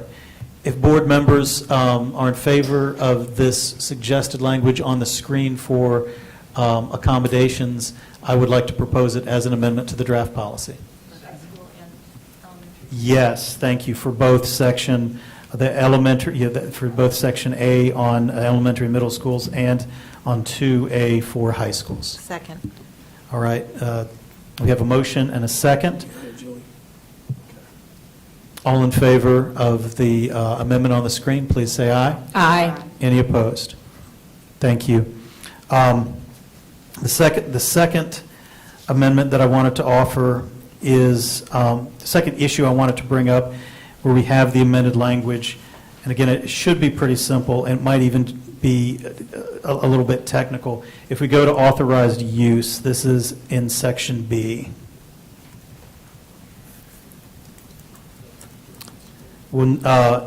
Just specifically in high school. So the new language as amended for high school, we have B, we have C. If you saw in the B language, originally it had that as permitted by law. That's been taken out in the new language B, and the justification was that this is what seems to be suggested in the proposed law. But then if we go down to D, see, this is use of the phone for non-instructional use. And this is where I'm afraid there would be a conflict with state law, because if the section that was described earlier that was in both the budget version and the standalone legislation created an exception for instructional use, here, as I read this, it is allowing the use, all the uses of the phone during non-instructional times during the day. So here, I would think you would need that as permitted by law exception, if that's what you want, because here is where I think you may have a question where it was not expressly permitted by the legislation. Again, it may be a technical thing, but it's something that we can put in there now preemptively to ensure that the change we intend to make can be in there, and then if there is a legal challenge, if it does develop, we know that we're still, that state law obviously takes priority. Any questions or concerns about it? Mr. Hershey? If state law passes, would it nullify all of D, based on what you're saying? It could, potentially, but by putting that in there, it does state what our intent was. If, depending on the nuances of state law, there could be state law that allows some of those uses but not other uses. It really is kind of predictive language. I'm trying to create something that gives us more options, that we could keep as much of that as we intended, knowing that state law may not allow all of it. But what I don't know is if it would prohibit all of it. Ms. Mahaffey? Thank you, Chair Hagerty. I understand your reasoning for wanting to put that in there. I do not want to govern based on trying to anticipate the work of the legislature, so I will not be supporting this amendment. Thank you. Any other comments or questions or concerns about it? Ms. Edmonds, and then Mr. Hershey, if you have one. So, Ms. Mahaffey, we're leaving it, that phrasing, as permitted by law in another section, are we not? No. That came out with the attorney's recommendations. It was in the original B. Okay, thank you. Before I'd seen the attorney recommendations, I wanted to keep it in D to be consistent between the two. We were told it wasn't needed in B, but I think the distinction is that if B is specifically authorized by legislation and D is not, D is the one that is more likely to potentially be in conflict. And again, my thinking is, a lot of what we're doing is kind of reactive or reflective to what the potential legislation could look like, and this mandate that we do need to have this policy in place before school starts. So I completely understand and respect the position you're coming from, but I think it would be better if we had that in there. But again, I'll accept whatever the board, it's not a hill I'm going to die on. Mr. Hershey. I agree with Ms. Mahaffey only because I think we're going to have to come back and probably make changes anyways immediately so I think if we kind of plan on whatever the law says, this is coming straight back to policy anyways, that we can do it at that time. So that's, I would like us not to get ahead of what they do because I think we're just going to change it anyways. Okay. Are there any other thoughts? Ms. Rice? In the spirit of student well-being and the realities of complying with social behaviors, I think that this language needs to remain. It needs to be in there. After having a discussion with our guest today, outside of the fact, that was an actual statement that we talked about very briefly, and that is to take away all access is not going to be good. We spoke very briefly about that. That's the reason why they felt transition times, it was like we have 7 minutes between bells, transition times, lunch times. You can't take away something that's a part of people's social norms in its entirety. The point is about academics. The point is about student achievement inside the classroom. We're not here to police what people can do in between those particular times outside of a classroom. And so, Chair Haggerty, I'm going to have to support this amendment that you've suggested. And honestly, personally, on a high school level, I can't accept anything outside of telling students that you cannot use your phone. As a person who just recently had a student in high school, my kid, if he were still here, would definitely have his cell phone, and we would have to have challenges if there's a problem with it outside of that. So to tell a student at a high school level that you can't have your phone during a lunch transition, during a class transition, you're going to cause more problems than you think you're not going to do. They're not middle school and elementary school kids. These are people who have jobs. We have to look outside the scope of our own personal lives. We have to look outside the scope of our own lifestyles. Some of these children have real full-time jobs that they have to go to support their own families in our district. So to tell them at no point in time can they check their phone throughout the day, that's going to be a problem. And it's also not going to be fair when something's changed at home at the last minute toward the end of the day, and you need a kid to actually get on a bus to find out that the parent is not coming to pick them up. Which one of us at this table is going to pick those children up? So let's be realistic in asking people to change their social behaviors and what we're doing. And I'm coming from a perspective of well-being. Be realistic about change of social behaviors for something that people automatically use. Take it away during instructional hours. Give people some level of fairness, and you can't take away control because then you cause chaos. Thank you, Ms. Rice. Ms. Gordon. Yeah, really briefly, to Board Member Rice's comment, and I think I think what we are trying to do also, especially in regard to high school students, is to model and support safe use of devices and not completely take them away. So I support that. Thank you. And again, what I'm asking is really just whether the board thinks including this purple language to this section will, help us keep this if the, will help us keep this in, seeing what we'd like to do and, kind of what our goals are if the legislation varies slightly. Ms. Edmonds and then Mr. Hershey, if you have one. Oh, I'm sorry, Dr. Ing, was your hand up? Oh, okay. Ms. Edmonds. Okay, Sorry. thank you. No, that's okay. For Ms. Rice, I'm not following how, I hear what you're saying, and I agree with you. And it's, so starting under Section 2 high schools, the first intro to that section, students are permitted to possess personal devices, et cetera, et cetera, et cetera. Continuing, students may not display, use, or make devices visible during this time period unless one of these exceptions applies. I'm not following how, like if we vote down Chair Haggerty's motion for the purple as permitted by law, I feel like what you're trying to protect is still protected.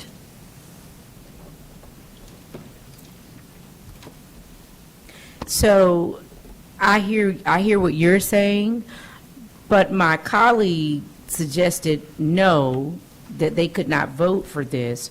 I needed clear, meaning I'm thinking the entire paragraph around the non-instructional piece, and then, well, that's what he said. He wanted the non-instructional piece to be in there, but he also is adding as permitted by law in case legislation changes. The one thing that I want us to understand with our language, though, when we're talking about students are permitted to possess personal devices, understand possessing and access to use are two different things.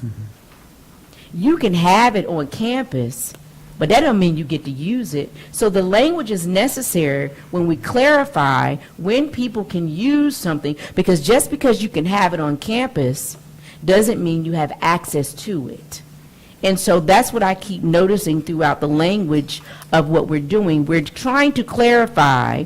We're not telling people that they can't, right? So we're saying, yeah, you can have it on campus, but we're trying to give people more allotment to understand you have it on campus, but these are the appropriate times that we're asking for you to use it. And all I'm simply saying is I continue to agree with Chair in reference to Section D, that we keep all of the language as well as add the as permitted by law. And so his first statement of modification was to keep the non-instructional. My colleague, McHaffey, indicated no, that wasn't, but I still agree with the chair. He asked for specifically first about the paragraph and then amending it to the legislative possibilities. Yes. So either way, I'm still in agreement with keeping the full paragraph, even with the amended purple.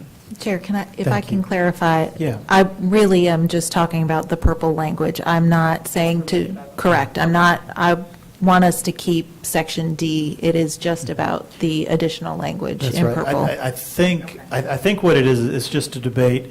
I think having that language helps us keep D, and then if I understand correctly, Ms. Maffey's like, well, it's, she doesn't think it's required, and if we did need it, we could come back and change it later. Is that a fair representation? Okay. Correct. Since All right. the bill's still needing to be conferenced, Right. we don't know I can't predict what the House and the Senate are going to come together and decide to do, and so I just don't want to have a crystal ball. Right. All right. So, is it, okay. All right. So really, kind of looking around, I don't know if we have consensus about the language or not, or a majority. I'll just ask others who haven't weighed in if you think it would improve it, or it's not necessary. If it's not necessary, I'll let it go. If you think it improves it, I'm happy to, I'm happy to put it in. And Dr. Ing? Yeah, I support your addition, the change in the language. Just the spirit of this whole policy is that we are trying to provide cover for our staff in the schools, individual schools, and with a policy that is that they can fall back on. And that particular language, I feel like, is our finding cover from our legislatures. That whatever they come up with is the law of the land, and once it's passed, of course, and we have something to fall back on as well. Thank you. Other thoughts? All right. Mr. Hershey.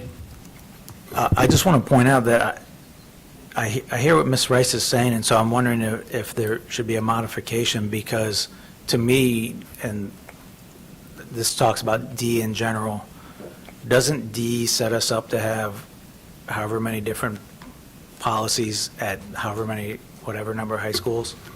Like, because we're saying no bell to bell, and then D is you can create your own school policy, so every single high school can create their own policy. Well, that's what how is the language not saying that? I'm happy to be corrected.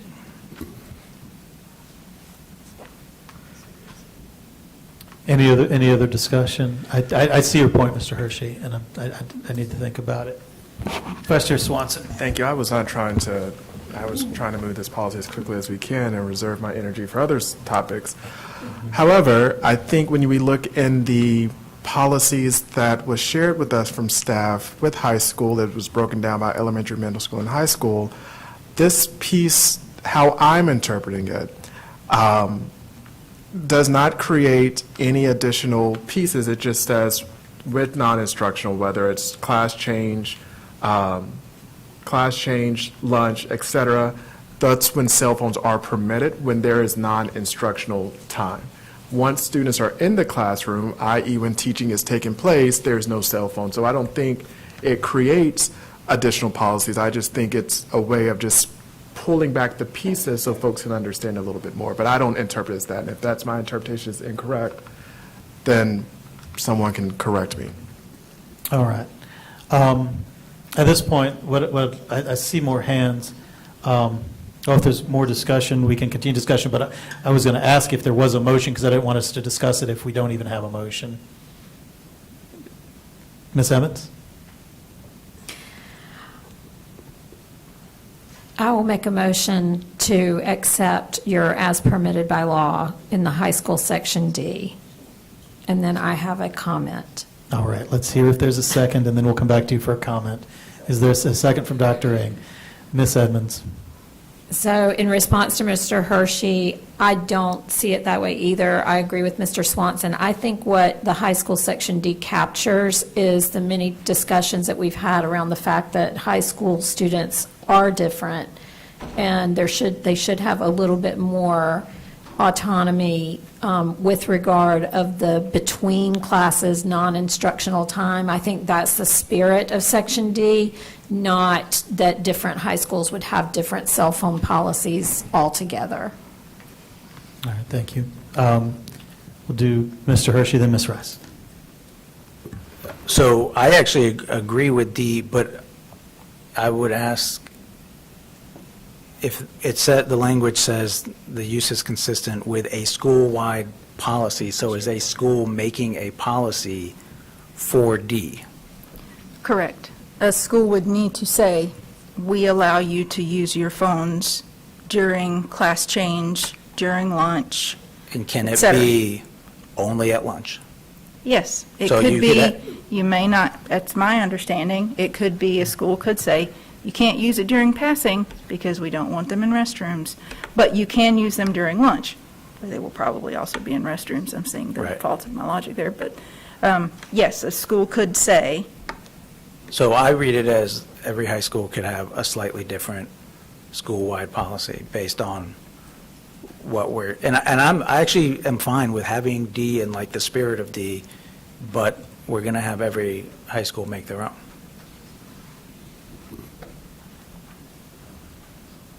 All right, Ms. Rice. So I guess at the end of the day, for the point of clarity for Mr. Hershey is, it is understood in D that the districts will create, even in their school-wide policy, to reflect the policy that we already have right now in D, and it needs to be in their school-wide policy, this statement in D saying this is when these students can use it. But I see the head nodding, meaning no, they get to choose when. So I think that Mr. Hershey is correct. To a degree, I mean, Thank you. seriously, because because again, if it's not, when I hear our legal professional and our person says that, and we're saying, no, that's not correct, but I hear my colleagues shaking their head and saying, no, it's not, but the truth of the matter is, this policy D is it, but then they get to choose which exception they want, versus making it, the school is supposed to create the policy, but also should include all of ND, is what I'm hoping that we're going to do. I hear you. Okay. Let me go to Vice Chair Swanson, Ms. Caulfield, Ms. Mahaffey. Well, when you were explaining that like that, I did say I'd stand corrected. Someone proved me otherwise. Ms. Rice did. So, Mr. Hershey, I do apologize. You were absolutely correct. So I think Ms. Mahaffey has a compromise. Well, go ahead, you take it. When we had a little mini caucus. So if the discussion was just to scratch or strike through school-wide policy, so it eliminates 100 or how many high schools we have creating their own pieces or their own policy around this, it's still consistent and clear for those high schools. Yeah, and Ms. Rice said district-wide, which would then make it Dr. Crane and Dr. Robinson's job a little bit easier. And again, if I can lend my support, Mr. Hershey has identified the point that I was trying to make in the work session about the Section B. And again, here we can have a district-wide policy. It can be a school-wide policy, but it's informed by district-wide policy, right? It's informed by the rules and procedures that we would adopt district-wide. So you can have that consistency through the administrative options available to the school, and we can take care of this. So do I need to make an amendment to Ms. Edmonds' amendment to change Again. the school-wide to district-wide, Chair? So I heard Ms. Edmonds' amendment only to be that as permitted by law, which if we're fine with, we could go ahead and vote, and then you wouldn't have to amend it. You could just make your amendment straight up. Okay. All right. All right, let's just take the vote on as permitted by law. Again, all in favor, let's do this roll call. Ms. Gordon? Yes. Mr. Hershey? Dr. Ng? Yes. Ms. Edmonds? Aye. Chair votes aye. You are entitled to do so, my friend. Ms. Mahaffey? Nay. Ms. Caulfield? Yes. And Ms. Rice? Yes. All right. It has been incorporated with, I think, Vice Chair Swanson casting the winning vote in that exchange. All right. So that will be adopted, and we will go to Ms. Mahaffey. I want to recognize her for her amendment. Do we need more discussion to perfect it, or do you have? No, language I ready? think in the spirit of, and Dr. Crane? Yeah, Yes. I have a question. If you use the language that said, am I jumping? I'm sure you're going to say what else. I hope so. I'm getting better at channeling I think my this inner was a question attorney, I yeah. had in my head, so. And that is, if you say in the policy that schools must follow a district-wide policy, then you need to state right here what that policy is. Otherwise, you're saying you want staff to create an RMP that then tells schools what they're allowed to do, and you would need to reference an RMP here. So Ms. Mahaffey? So I, in the spirit of my prior amendment, am going to say, give me a couple minutes and let's move forward through All the right. document. I'll come back to it. Perfect. And I think we can get it perfected to do exactly what you would like. Can I ask that what you're now doing is not an exception? Right, so I think what you're going to want to do, Lindsay, will go in the beginning. Right, it'll go to when they can use phones, because you're now going to say that they can't use them between bell to bell, except they may use blah, blah, blah, blah, blah, is I think what you want to do. Thank you, Attorney Okay. Malone. I appreciate that direction. All right. All right. My final suggestion, my final issue I want to bring up has to deal with, we've talked about confiscation and a lot of the issues with confiscation. We've seen where confiscation can be an issue. It could potentially escalate into conflict, and then other options that we could have. Again, it looks like we have to have confiscation as a possible, consequence, an issue of last resort, but how can we avoid that? And we'd heard and we'd discussed other ways that a student could store a phone, keep it out of sight and put away in such a way to kind of minimize that use. And so, again, not knowing exactly how the policy will be implemented, I was thinking about ways to keep our options open, right? So that, again, knowing we will need to come back and possibly, change policy, the more we can go into the policy with as many options, the better.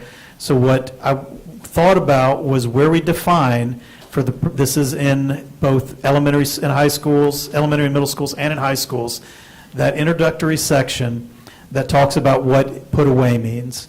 For the purpose of this policy, a device is put away when it is out of sight and not accessible.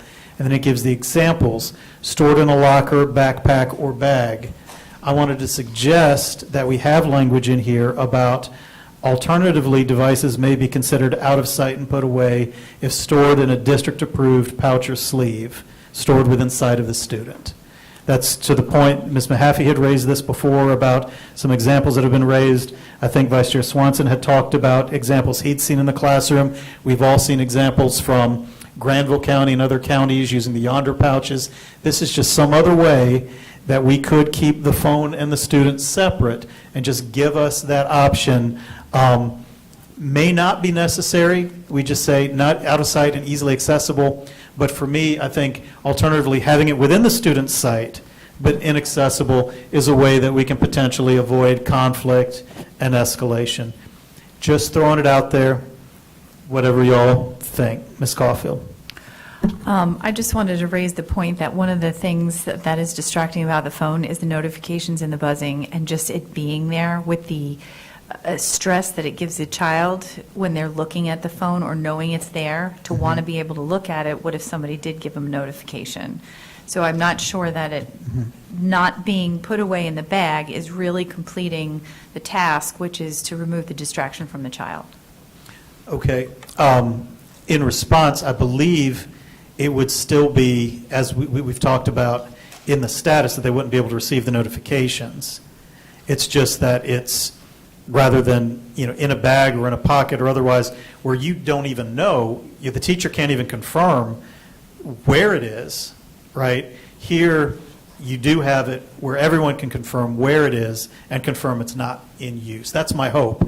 But if we need to perfect that, I'm open to any suggestions. Yeah, but I can tell you, around teenage boys, and when the phone's sitting there, they're looking to the side every 2 seconds, even though it's upside down and they can't see it. Its thoughts are, after class, I can't wait to see if this person texts me back, or if I need to, their thoughts are not focused on the paper because the phone is there and it's still a distraction. So I would like to stick to the fact that we put it away and in a bag. All right. Other thoughts? Anyone else? Yeah. Again, I'll just say, I'm just trying to make sure that we had the opportunity that if we wanted to use these pouches, these sleeves, these things that have been used in other districts, that we retain that right. So, again, if people like that idea but don't like the language I have, I'm open to anything that we have. But if you don't like the idea of the pouch or the sleeve or anything like that, then I'm okay with moving forward. Ms. Rice?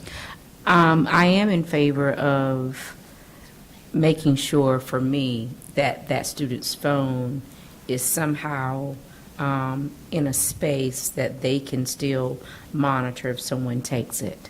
It sounds great, but the reality is some of the suggestions we heard today about a book bag going in a section, someone's not watching every minute of the day. So I'm not in favor of removing devices that are not in the vicinity of a student to monitor if someone is around an area where their device is. So I think at the same time, we need, as we continue to create this policy and get parent partnerships, we have to have parents to buy in and to participate in this process. I heard someone say earlier today that parents have to be a part of this. This is a great opportunity for a parent to do just what they do best, parent, right? Because what I can say to my kid at home about your phone and give you consequences beyond the school, that if I get a phone call about you on a phone during instructional time, there's going to be some consequences at home. So we really need parents to buy into the fact that I agree with Ms. Caulfield, there still can possibly some distractions if it's in front of them, but I do want to make sure that that device is in a space where students know that their device is actually safe. Because sometimes even in book bags, if they've turned their head away and walked away somewhere in the classroom or doing something focused, things happen. Thank you, Ms. Rice. Any other thoughts on this? Any other way to address the situation? All right. Well, without hearing a lot of support for it, I won't make a motion. I know that Ms. Mahaffey and Mr. Hershey potentially had other language they were working on other parts of the bill. Does anyone have any other discussion or any other potential amendments? Or if either of you are ready. Dr. Ng? So I would just Oh, I'm sorry, your mic. I had just thinking, kind of channeling Mr. Hershey's first amendment, trying to figure out how to appropriately look at the data as well as keeping the spirit of the policy, which is to provide a defined guardrail for our staff. My thought was to basically codify the data that we got today, saying that elementary school students must keep them silenced and put away while on campus. Middle school students must keep them silenced and put away between morning and afternoon bells. So it's just making it clearer what we are asking for. All right. And I saw at least all the signs of a second there. Mr. Hershey, I'll take that as official. And I will send this over to you guys. All right. Let's see, and I know you're sending it to us. I do, just for the benefit of the other staff that are putting up on the screen, if I could get you to go through and read it one more time, and then we'll open it up for discussion and questions. Yes. Elementary school students must keep them silenced and put away while on campus. Middle school students must keep them silenced and put away between morning and afternoon bells. All right. So discussion, Mr. Hershey.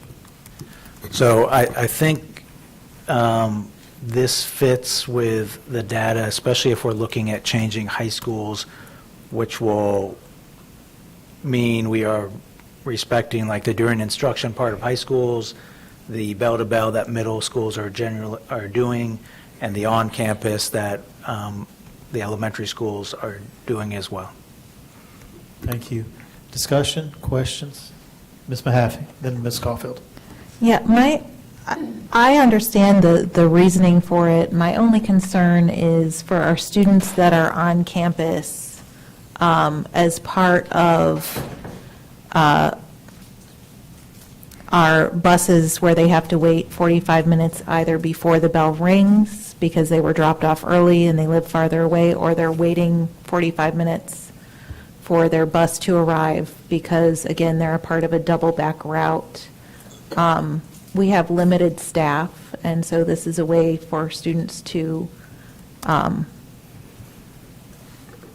a parent of an elementary student who waited 45 minutes for a bus, that was a way to know that she was busy, and again, that was because of limited staff. And so, again, I hesitate without And I understand we heard from our elementary principals, but I hesitate to put that language in there without more explicit information on those before and after school times, especially for our students who are waiting and just sitting. And Thank you. Additional, other comments first, and then I'll come back to Ms. Caulfield? It sounds like Mr. Hershey wants to clarify something, so I'll wait to hear Okay. what his clarification is. I was just confused on specifically what it is. It sounds like you're trying to separate elementary and middle school and have two separate things. Okay, so for me, I kind of want to stick to the language that we have in elementary and middle school, because I know middle school with bullying, distraction, middle school is, for lack of a better word, sometimes a train wreck for these kids. So I think it's best that they don't have the distraction in between. And we've already seen, like even the principal said, and we've seen this in other areas as well, more social interactions, everything was going well, the teachers were all on board.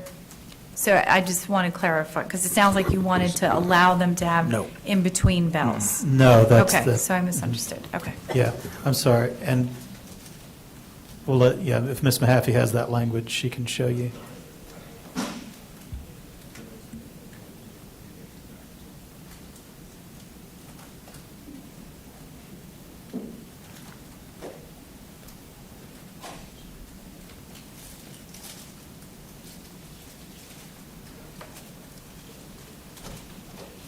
Okay.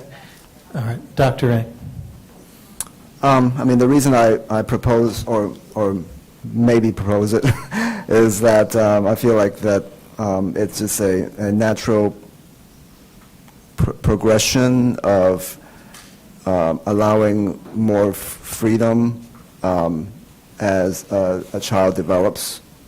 So in the elementary school age, there's, really, I don't feel like there's a need for a cell phone to be in the school, except for in case of emergencies. And I'm open to any kind of wording to express that.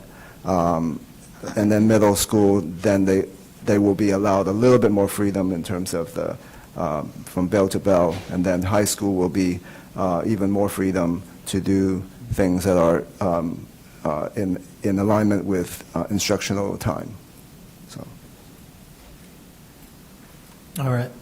Any other thoughts or any other discussion on this amendment? It's currently the purple language you see there, only in this section, elementary and middle schools. All right.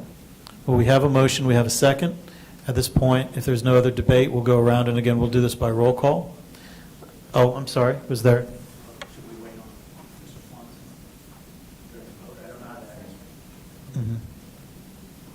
I mean, if he's not in the room and voting, we go, Ms. Gordon? Yes. Mr. Hershey? Dr. Ng? Aye. Ms. Edmonds? Nay. The chair does not know what to do. I'll just go last. Take your time. I will You've employ got that and go personal last. privilege. Ms. Mahaffey? I vote nay. Ms. Caulfield? Nay. Ms. Rice? Nay. Maybe we Did will you want to wait for the vice vice chair? No,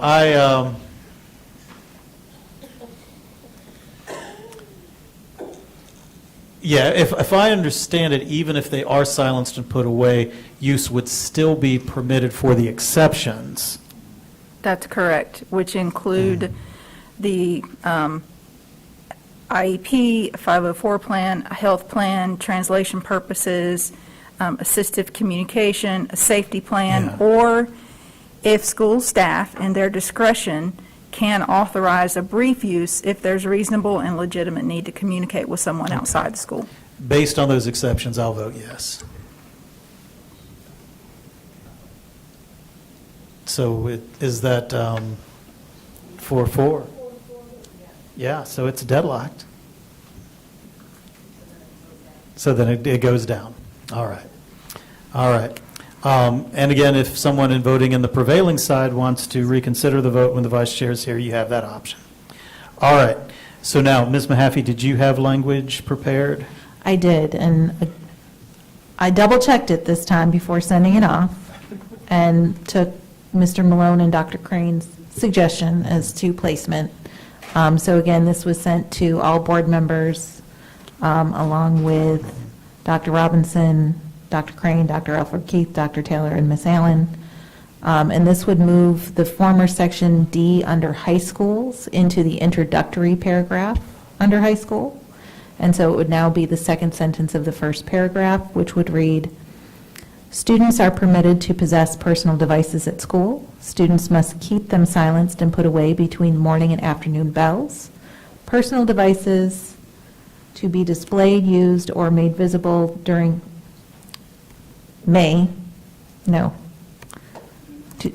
I'm missing a verb, Dr. Crane. To be displayed, used, or made visible during specified non-instructional times during the school day, such as class transitions, lunch, and other times designated for activities other than classroom instruction as permitted by law. So I believe. So what's my that- missing verb? I believe it is may, Mhm. and I believe it's in that sentence, personal devices to be displayed. If you replace to with may, I believe the rest of that would flow like you intended.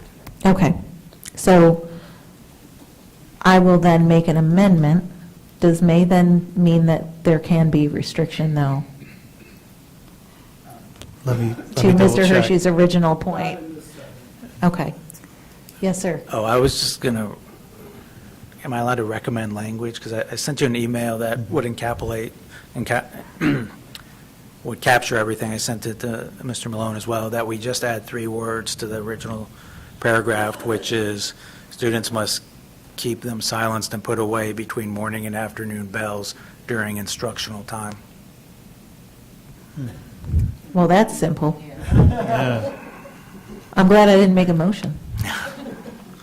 I'm not making it, so it's please. All right, so we've heard that. What?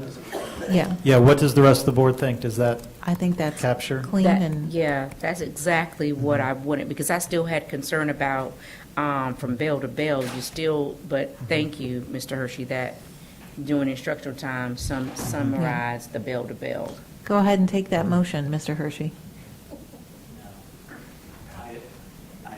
Wait, well, let me think. Well, Mr. Rice, you should go ahead and take it if you well, want hang to on. do Don't it. take the motion, because I like it. Do we need, when you do the motion, do we need to, at the same time, cut out all of D? We will need to do that, whether you want to do it as part of the original motion or in cleanup after. That's up to Ms. Rice. Yes, do it together. My attorney says, let's do it together. All right. So this would go to the language under high schools.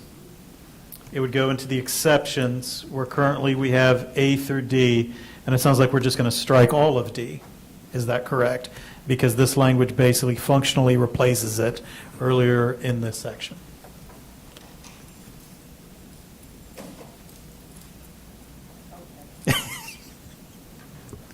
Are we good? Do folks understand that? Yeah, I think I have it.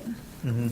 So there we go. So you see the purple language there, Yeah. striking D, and then the other language earlier was adding those 3 words, and during instructional times. So- All right. Ms. Edmonds, I believe, has some thoughts on this. To me, including the word "and" means, do you see what I'm saying? Yeah, because we were talking about 3 words, and that's 4, and that Well, no, fourth one. well, No, but that I'm 4th not- one adds a new meaning. It does. Yeah. That's my point. Yeah. Yeah, I'm not talking about number of words. I'm just saying, I mean, seriously, I was like, whoa, time out. Yeah. Because that captures the intent of allowing it at Put away lunch, during instructional during time. transition.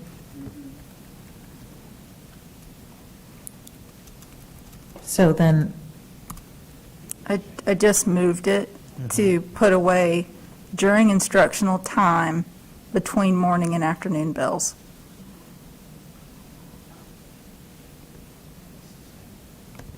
It's the same phrase, it's just in a different location. I did diagram it. All right. Any other discussion? Oh, okay, so I thought that was, all right. That's the motion. So that was the motion. Ms. Rice owned it. She Yeah, claimed sure. it. Yeah, Do we have a y'all second? play around. It's time to go. Second from Ms. Mahaffey. All right. So while you were gone, all right. This one's significant, but I think it looks like we're in pretty good agreement on it. Just clarifying some language around the board intent with something that I think we all agreed was a lot more direct and made more sense. So, are we ready for a vote? All right. All in favor of Ms. Rice and Ms. Mahaffey's motion, please signify by saying aye. Aye. Any opposed? All right, we'll incorporate that language. All right. Those are all of the amendments and concerns that were brought to me that I'm aware of. And again, I know we've gone a long time, but this is a very significant, very important policy. I want to make sure we have a full hearing, a full vetting of any issues. So, Mr. Hershey. Question. Vice Chair Swanson had brought up B and not having it in there for elementary and middle schools. Are we keeping it for high schools, though? Because right now, are we not? Is that not the same language? Let's go back and review.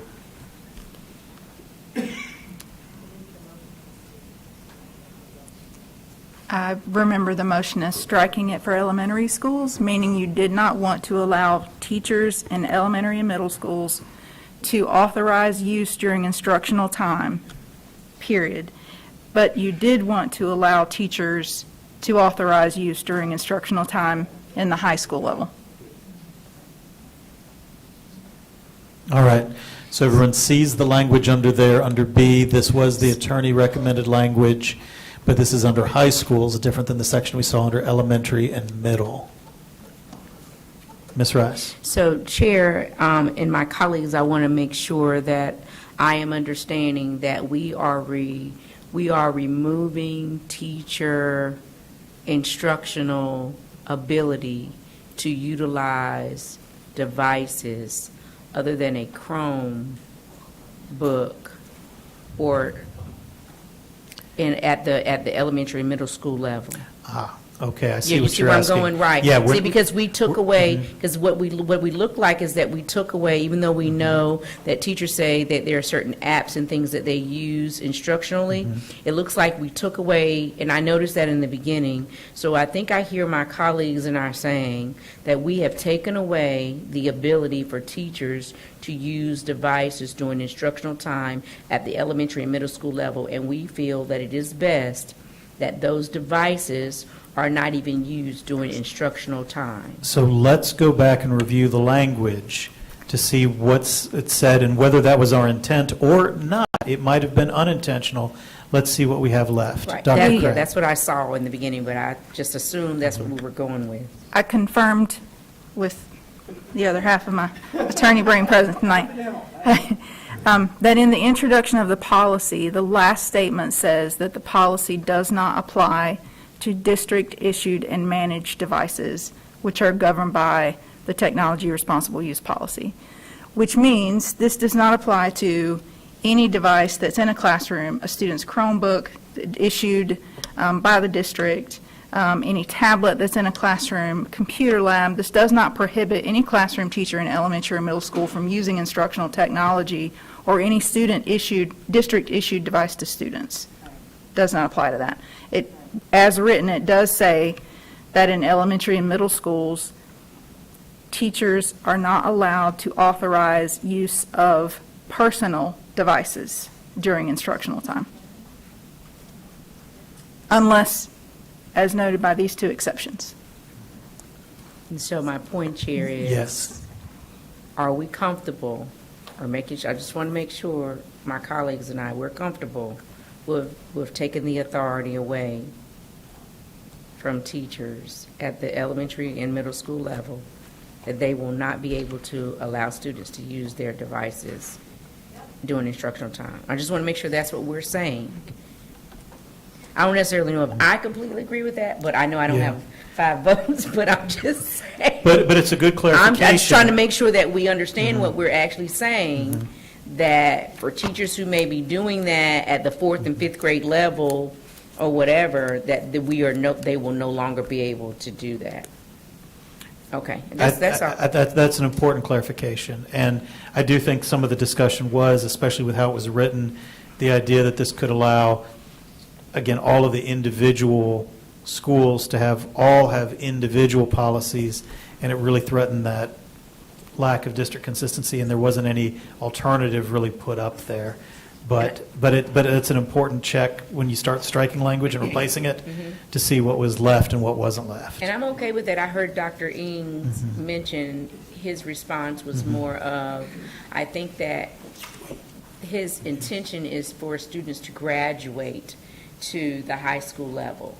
The only thing that I would say about that is, are we preparing students for 21st century learning at all levels as we do this? And that's the only thing that I would have to say to counter that. It's not about a graduation to, is like, we're supposed to be starting this from the ground level. So that's the only thing that I think, but I'll keep it in line with what we already have, because, yeah, it's I getting got you. late. Thank you. Ms. Mahaffey, I see another email. All right. Mr. Hershey. So, in B for high schools, do we want to take out, I mean, we're leaving it as school-wide policy, which is the same thing as making it, which is what we just talked about in D. Do we want to make it consistent across district policy? I mean, I'm okay with it, but I'm just pointing it out. Yeah, I appreciate that. Ms. Mahaffey? I think it's a great question. I think for me, I think having this being like the school-wide policy allows, like we saw Ms. Jacobs having the red and the green cards for her teachers, whereas another school may have already normalized a way of setting those standards. And so I think this provides some autonomy that goes with the school culture, but is still restrictive of, here's where we're at. And I don't know, Dr. Taylor, you've been a principal. What do you think?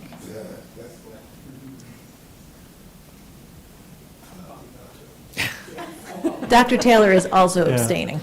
I mean, I do think an important distinction here is that this is for instructional use rather than non-instructional use, whereas if you had a lot of different policies from school to school varying, you really could see a whole lot of different possibilities. But here, I think it's going to be directed and supervised. May I make a request that the board consider, in staying a school-wide policy, you could say a school rule or a school practice.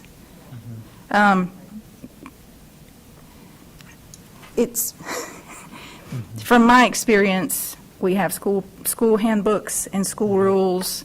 It's clear for me to consider school rules and district policy versus district policy and school policy. You know, they're school rules. So we could say school-wide practice or school-wide rules, whichever is most comfortable for you. Okay, I see a lot of nods, but I also see a question. Ms. Caulfield? I'm just wondering why we would waiver from the policy where we're stating this is our exact policy and expectations to this is our rule, which kind of makes it like rule of thumb. Because this is different. This is not what we're doing as policy as a district school board. This is something adopted individually at the school. So it's like the difference between, I mean, it's a different kind of rule, like in the hierarchy of rules. So it's a very important distinction that Dr. Crane has made, and I think it's a valid I've made one. it kind of big here on the screen. Okay, so this is just in pertaining to the exception for instruction with the teacher at that particular time. Yeah. Okay, thank you. Because my thought is, we don't want to take away the teacher's ability to teach our students with what they may need and possibly use the phone or something in it, because there's lots of apps that they use at the high school level around phones, so. And there might be things that aren't appropriate, and they can address that in their rule. Right. Ms. Mahaffey? So I will make a motion to adopt Dr. Crane's suggestion, and in Section B, under high schools, change the word policy to the word rule, so that it reads consistent with a school-wide rule regarding such instructional use. Second. We have a motion from Ms. Mahaffey, a second from Mr. Swanson. I did want to ask, are there any other areas where we need to make this change that we've seen? Or is this the only one now, since we've amended B elsewhere? Well, we can look for it. Let's go ahead and take the motion we have on the table. All right, any other discussion, any questions? All in favor of the switch of policy to rule for school-wide, school-based restrictions, say aye. Aye. Any opposed? All right. I'll also share with the board that we have confirmed that we do have K-8 schools, which fall under elementary and middle school. We also have some 6-12 schools, which are our leadership academies, where we might have two sets of rules that apply, but we have confirmed that while they are on the same campus, they are not in the same classes, so there would not be the scenario of 8th grade students in a class, same class as a 9th grade student, not able to, operating under a different policy that would apply. So I think All right. we've checked that. Dr. Ing. Thank you, Dr. Crane. Actually, that was my thought about the elementary middle school section, whether we should use that same language in B in the elementary middle school section, but solely for middle school. I mean, I hear that where Ms. Rice wanted to make sure that there is a access or ability for Have instructional for use. instructional use with the phones. So here, this would go back to B, which was deleted in its entirety, and it would restore it for middle school with language similar to high school about a school-wide rule. Is that my understanding? A school-wide rule, yeah. Okay. Ms. Mahaffey. The middle school parent and former middle school teacher in me would not be in support of that, Dr. Ring. Thank you. All right. All right. Any more discussion of that, or discussion of any other part of the policy? I would have to, I would like to agree with Dr. Ng in reference to the middle school level. Just as a point of transition, again, but my teachers over here shaking their heads, I'm just. Uh-oh, all right. Do we have, I mean, would you like to comment on if it's not a good idea as to why, or? Yeah, sure. I mean, I think we heard from Dr. Savage, who was a middle school principal, that talked about the importance of keeping them, so, yeah. Yeah, so no, I'm in. Okay. Okay. All right. Any other aspects of this policy? Any stones left unturned? Anything that's nagging you or bugging you, or that you've just been waiting to get out there? All right. Miss Gordon. I'm just trying to get in with everybody else. Under C, search of personal wireless communication devices. Our discussion last week during our policy committee meeting, we talked about taking that section out. And I've tried to look through the recommended language that was given to us from Mr. Ramey, and I don't see that. However, I do see that it is put back into the policy. Yes, that was because in the original, I'm sorry, may I answer that question? Yes. I feel like I jumped in before you finished asking it. In the draft that was brought to the table by Ms. Mahaffey and Mr. Swanson, they had pulled that out and put it in a different section, or put it together. There was a separate section for other relevant policies. Other with that, applicable policies, and the yes. link Okay. to the student code of conduct, and Yep. the discussion was to put that back in, and then to put the student code of conduct piece at the bottom, following the consequences for having a personal device. I will tell you that I used the North Carolina School Boards Association model policy as the base policy on which to build our language, and that's a section that's in their model policy. For whatever, if that provides any context or has any weight in the consideration. Ms. Rice, and then, Mr. Malone, do you have a? I would just say, whether you have this language in this policy or not, your policies already have this language in it. So you've got your technology responsible use policy 3225, it says that the fact that if that the device is private property does not insulate it from inspection and monitoring pursuant to Board Policy 4342, which is your student searches policy. Then in your student searches policy, the only difference is that your student searches policy uses reasonable suspicion. It's kind of the legal standard for when you would be able to search the device. So even if you're taking it out to prevent the searches, you won't be preventing the searches. If you leave it in, then at least parents, when they look at this policy, will know that those devices are capable of being searched.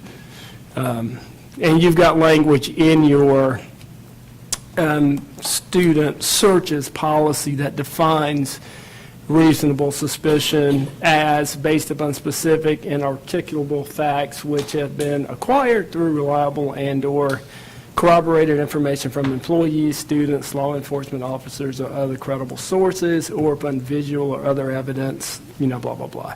So, again, whether you leave it in or not, your policies otherwise still allow a principal to search a student's cell phone today.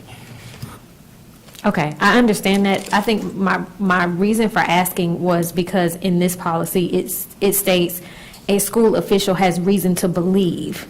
But when you just named the actual student searches policy, there were very specific guidelines as to what that suspicion would be. So that's what I was getting at. Ms. Malone? In light of this coming up, and I'm sure Neil's looked at this, but I would probably change that language to say reasonable suspicion. I think it'd be a lot cleaner. It'll reference back to that. And everybody, lawyers know what that means if we ever have to try to define, that. That was going to be my suggestion as well, and Ms. Gordon, if you want to amend that, I'm more than happy to second that motion and support it. Yes, so I will take that motion to amend the language. We have a motion to change reason to has reasonable suspicion Yes. to believe, and the chair will second that motion.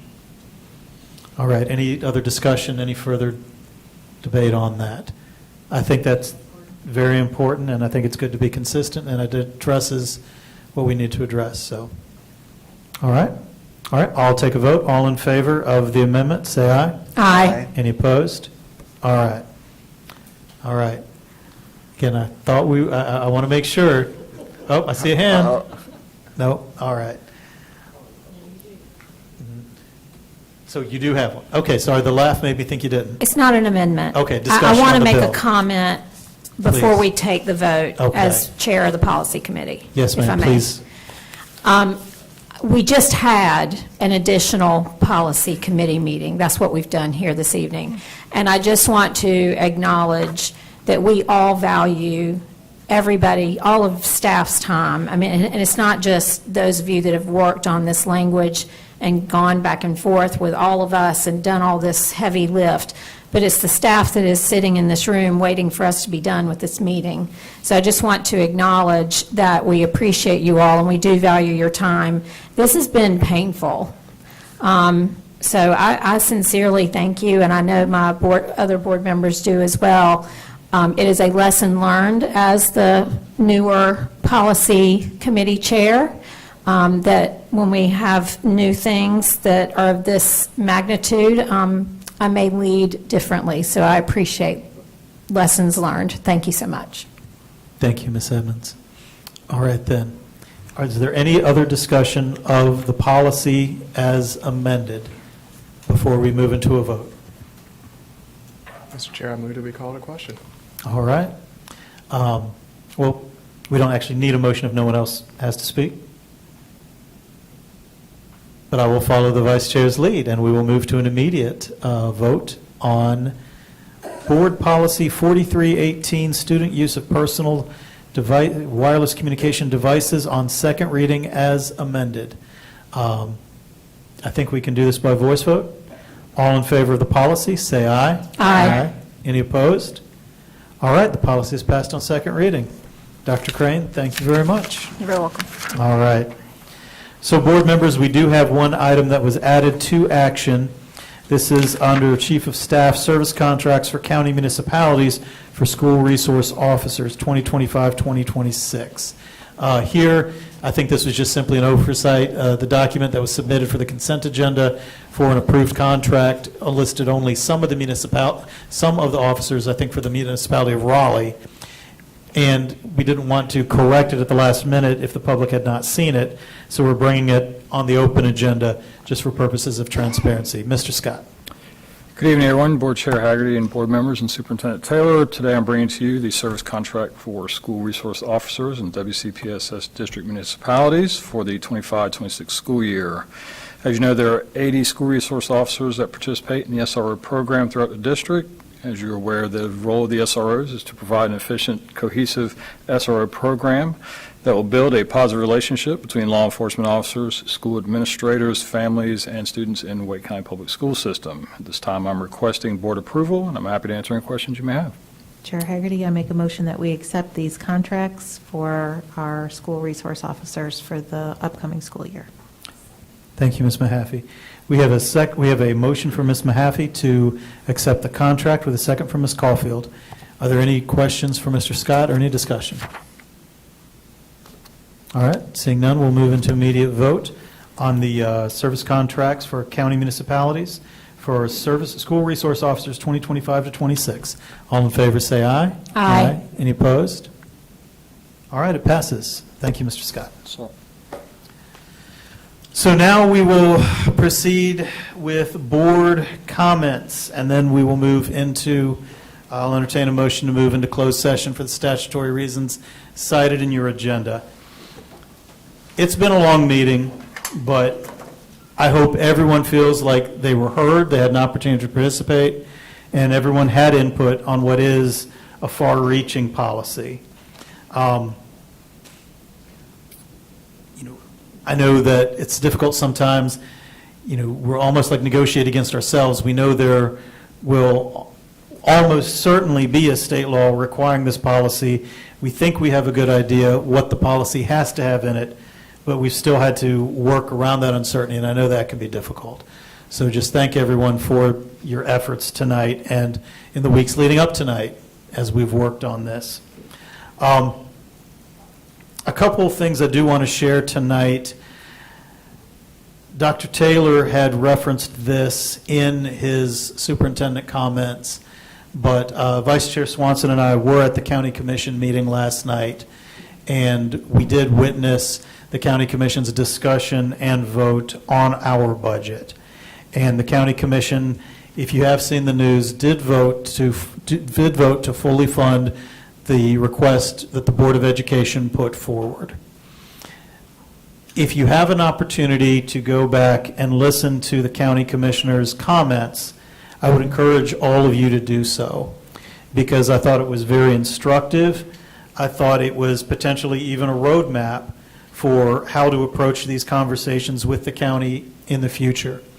The commissioners raised several concerns, but the commissioners, those voting for our budget, were very appreciative of the efforts our board put in, meeting with them, having our staff meet with them, Dr. Taylor coming in specifically to address concerns that they had taken away, either in our joint meetings or in our initial budget proposal.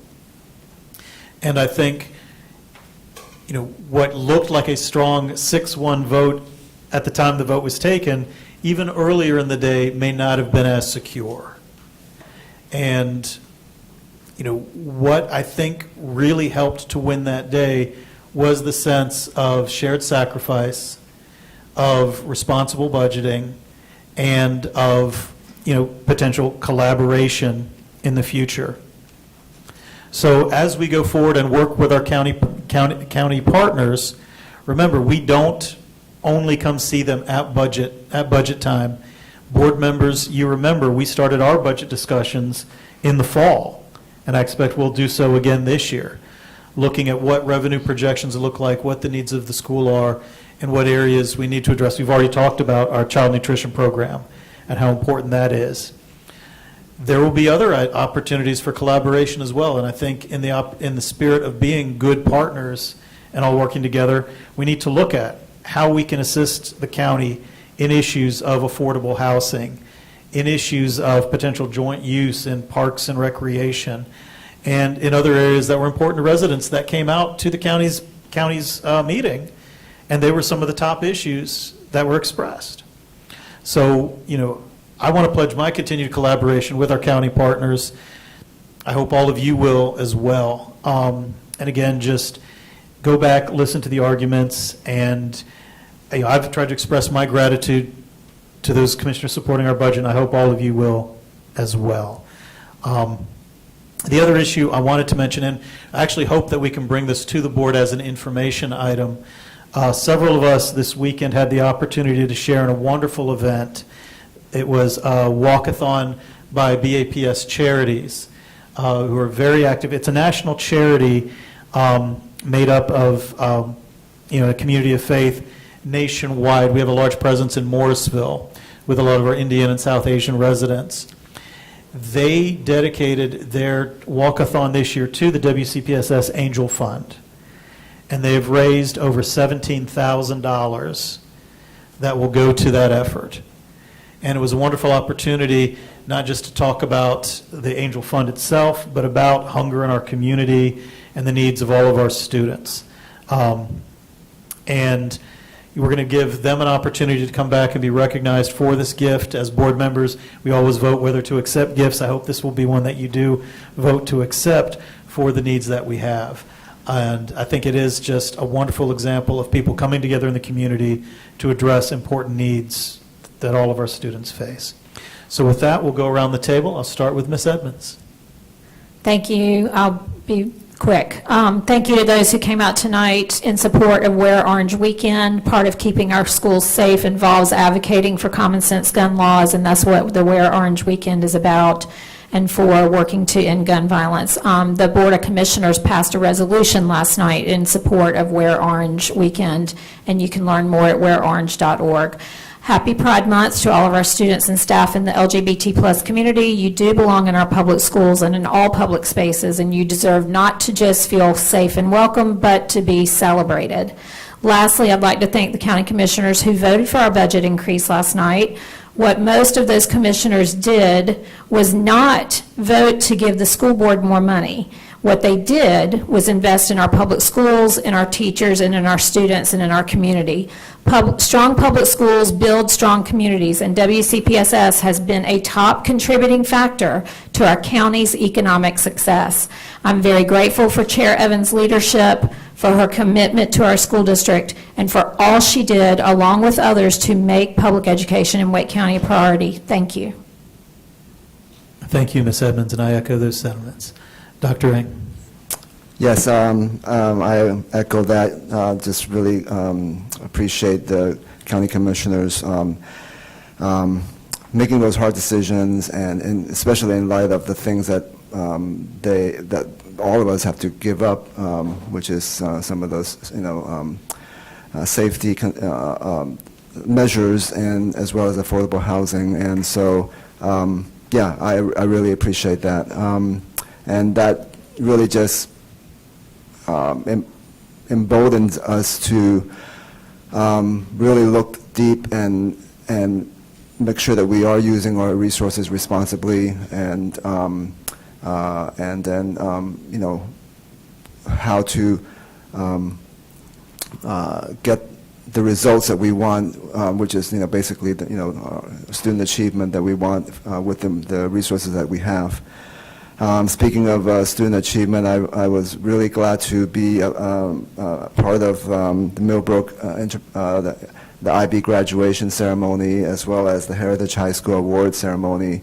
And they were just really special, intimate time to hear what those students have gone through and the achievements that they've made in the last few years, and where they're going to. One of them is going to West Point, another one going to have a full ROTC scholarship, and so very proud of them. And then this past weekend, I was part of attendance in the Special Olympics Summer Games. I'm sure some of our students were participating in that over in the NC State campus and the Reynolds Coliseum. The opening ceremony was really just very inspiring, and then seeing some of the athletes compete was really, truly inspiring. So that's all I have to say. Thank you, Dr. Ng. Mr. Hershey. Thank you. Just briefly, I know a lot of people are going to be paying attention to the cell phone policy. If there's anything that people think we missed, didn't get right, anything at all, because there are some things that I would have done differently, but it's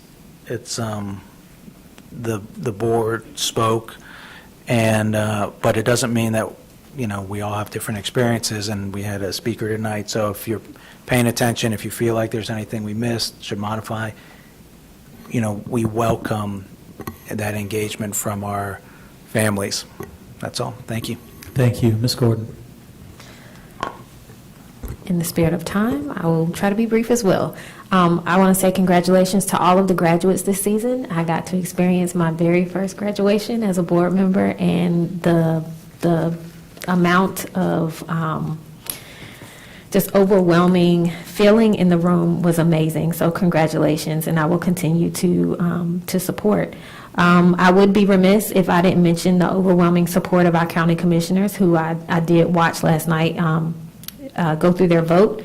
I am grateful for the transparency of their comments in recognizing that no matter what their vote was, we continuously have their full support, and to highlight that the state continues to not do what they are supposed to do. We thank you, and know we do this work together. I also want to lift up Principal McAuley and the baby Bengals at Willow Springs Elementary School, who I got to go and visit with Commissioner Jackson. Also, Principal Johnson and the Rockets at Fuquay Varina Elementary School. And finally, I just want to say that our schools have a responsibility to provide a safe and inclusive and supportive learning environment for every student, regardless of their background or identity. Recognizing Pride Month and maintaining diversity, equity, and inclusion initiatives are not about promoting any particular ideology, but about ensuring that all students have the opportunity to succeed. And as educators and community leaders, we must continue to advocate for policies and practices that uphold the dignity and worth of every individual in our schools. Thank you. Thank you, Ms. Gordon. Ms. Rice. Oh, my. So I'm going to try to keep this very simple and keep myself together in the process. With a heartfelt gratitude, I want to thank all Wake County staff and community members who sent condolences, called, texted, and visited following the passing of my son, Nicholas. Your kindness is beyond appreciated, and your prayers have truly sustained me during this time.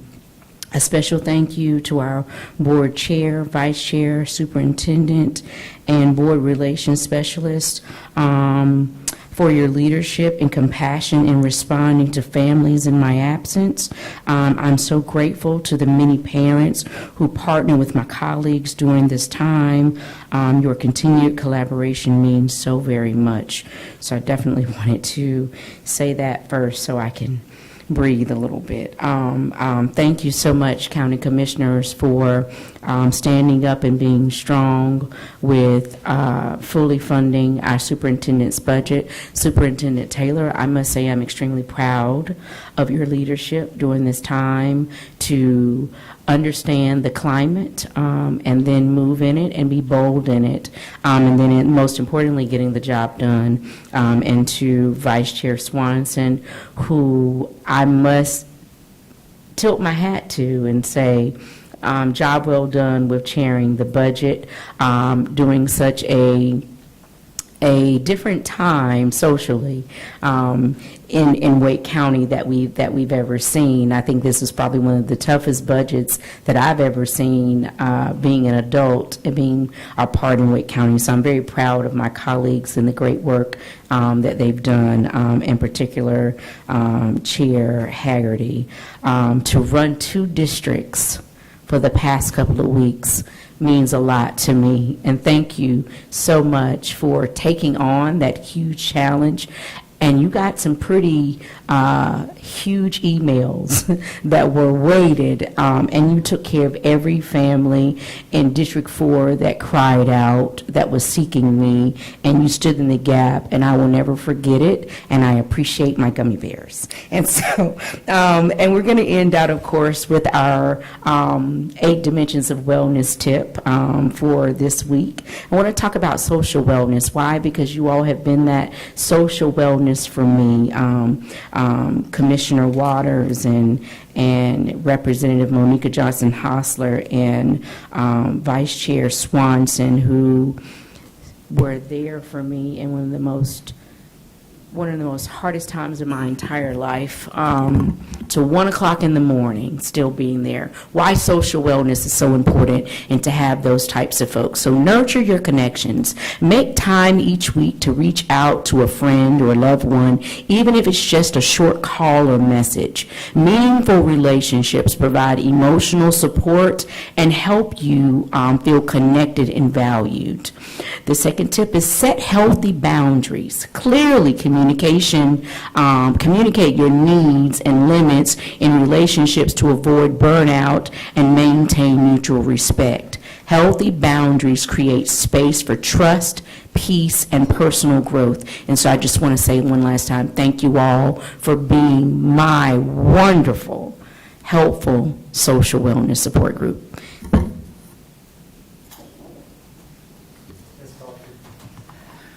Thank you. I know the cell phone is a big topic right now while we're discussing and developing our cell phone plan. I wanted to point out a certain book. I know Dr. Ng has mentioned it before as well, called The Anxious Generation. I highly recommend that all families read this book. It's a nonpartisan informational book. It really gets to the heart of our mental health and our well-being for our students, as well as the focus on academics. I do believe that all our teachers and families want their children to thrive and succeed. This book speaks directly to us about the dangers of social media, which we know affect our children, but also the disruption and distraction that the cell phone also cause.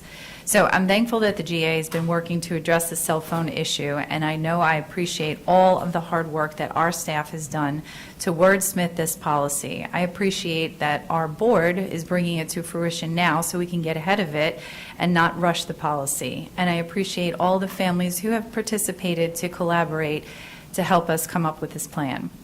I know our teachers and administrators will appreciate the consistency and the support from the central office, and I've received a lot of feedback that our families support having the guidance and healthy boundaries for our children while they are in our care to work on their education. As we wrap up May, I wanted to recognize May as Military Appreciation Month, designated on April 30th of 1999 by Congress as a month-long observance, where almost all states, North Carolina being one of the first, has a proclamation to recognize this month. It is a time designated to honor and recognize the contributions, sacrifices, and service of the members of our armed forces, past and present, for our servicemen and women and their families. This month, we celebrated Memorial Day to remember their sacrifice, Military Spouse Appreciation Day, and Armed Forces Day. I wanted to express gratitude for their service, bravery, dedication, sacrifices, and contributions to defending our freedoms. I also wanted to recognize our ROTC program that led some of our graduations so far, and the many students that were starting their journey in the military to serve our country. I am super proud of those students and their families. I've had the privilege to attend some of our Northern Wake Award ceremonies, because it was in District 1 and District 3. Along with many wonderful awards and recognitions, it was fitting to see several students recognized by our military as well. At Heritage High School, one of our students earned admission to West Point, which is a high honor, one that is appointed by Congress. Well done. There were many awards and recognitions given to those senior awards for Wake Forest High School and Heritage High School, all for their accomplishments. To each and every senior, you have worked so hard. You have been faced with your last year of middle school and into high school in a pandemic that kept you from social growth as well as struggles in academic success. But you did it. You pulled through. You overcame some of the most crazy times in your lifetime, some that have never, and I pray will never again, happen to anybody else. So give yourself a pat on the back. Let that encourage you as you venture on your next chapter. Let it empower you, and let nothing stand in your way. You have the power, and you're going to soar. Whether you were in sports, clubs, theater, outside school activities, or you just simply pulled it together enough to cross that stage. You are now off to explore your future. Be proud. I know that we are. Keep reaching for those stars, and congratulations. Go knock 'em dead, class of 2025. Thank you. Ms. Mahaffey. Thank you, Chair Haggerty. I'd like to also thank our commissioners, Chair Evans, and our county manager, David Ellis, who started us off at a number that was workable for our commissioners, as well as our county staff for helping bridge that gap in our local dollar amount. I'd like to congratulate our Track 1 early college and modified students and staff as they are done. And to congratulate our graduates and thank all of our staff members for helping them get across the stage, whether it was during pre-K, getting on a bus, or anywhere in between. And on a personal note, it is my last 2 weeks as an elementary school parent, starting in that unprecedented year. And I have been able to see my kid thrive and catch up and be able to participate fully in her school experience these last few years. And I am forever grateful to all of the staff, both current and former, at Lincoln Heights Environmental Connections Magnet Elementary School. Thank you, Ms. Mahaffey. And bad and cleanup, our Vice Chair, Mr. Tyler Swanson. Thank you, Chair Haggerty. And I will also say publicly, I did have the opportunity to thank the commissioners last night for their support and partnership. And so I think it's great to see that not too many school districts have commissioners and have working relationships with commissioners. And so we are very grateful and appreciative of their honest feedback and critiques that we have to continuously move forward with. And so to Chair Evans and Vice Chair Mile and the entire commission and to County Manager Ellis, thank them, and to the taxpayers, because again, we're seeing the taxpayers are standing into the gap, and let's hope that the General Assembly does a little bit better for us and for all the educators in the district. I also want to thank Congresswoman Ross for the great town hall and lunch that Chair Haggerty, Superintendent Taylor, and Board Member Gordon and I participated with on Friday, talking about SNAP and the impacts that we'll see at the federal government, how that will impact school lunches in our schools that have Title I funding. And so really grateful for that, and we learned a lot from the students. And we did learn that Fridays are pizza days, and they have the best pizza. So great to get some feedback from those students, and also want to thank the students at Crossroads, Flex. I think that was Thursday. Dr. Ng and I had the opportunity to see their District C presentations, and so really great to hear and see and learn from our students. There was a really great conversation. I'm not sure if Dr. Ng was able to speak with the students that were talking about AI and whatnot, but they had a really great presentation. And so as we discuss the future of AI, it may be best to hear from our students. I also want to congratulate Cary High's SRO, Officer Edmonds, on his retirement, and to the Cary High community for celebrating him this week. And thanks for the partnership. I have seen the impact firsthand that Officer Edmonds has with Cary High. I feel like I'm forgetting one more piece, but if I did, yes, I can see. I was looking for it, Mr. Chair. So I also just want to remind board members of an upcoming training that will be taking place with the School Boards Association. It's core training for school board members that will be taking place on July 21st. That will be an all-day thing, so be on the lookout, and some emails will come forward. And as I conclude, that concludes my comments. And Mr. Chair, I would make a motion for us to go into closed session. Second. All right, we do have a motion to go into closed session. Before we take the vote, I did want to direct you to each of your chairs. You should have a wonderful little sticker here I got for all of you. I love public schools. This is a little gift from the Wake Education Partnership. Wake Education Partnership, as you know, plays an important role with Wake County Schools. It's the business community's voice and advocacy arm in support of public education. In addition to all of their wonderful programs like Summer STEM and Pieces of Gold, the Tools for Schools program, Wake Education Partnership has also just completed a whole new strategic plan and developed a new mission statement. And not only are they doubling down and reaffirming their support for the public schools in our community and to taking a greater advocacy and communication role, they were able to provide these wonderful stickers as a token for us that we were able to use at our State of the City, County, and Schools luncheon as well. So we wanted to say thank you. I have extras if you'd like to share these with anyone. It's a great way for people to express their support for public education. So we do have a motion on the table to go into closed session for the statutory reasons cited. At this time, all in favor of going to closed session, please say aye. Aye. Any opposed? All right, thank you very much, everyone. We'll now be in closed session.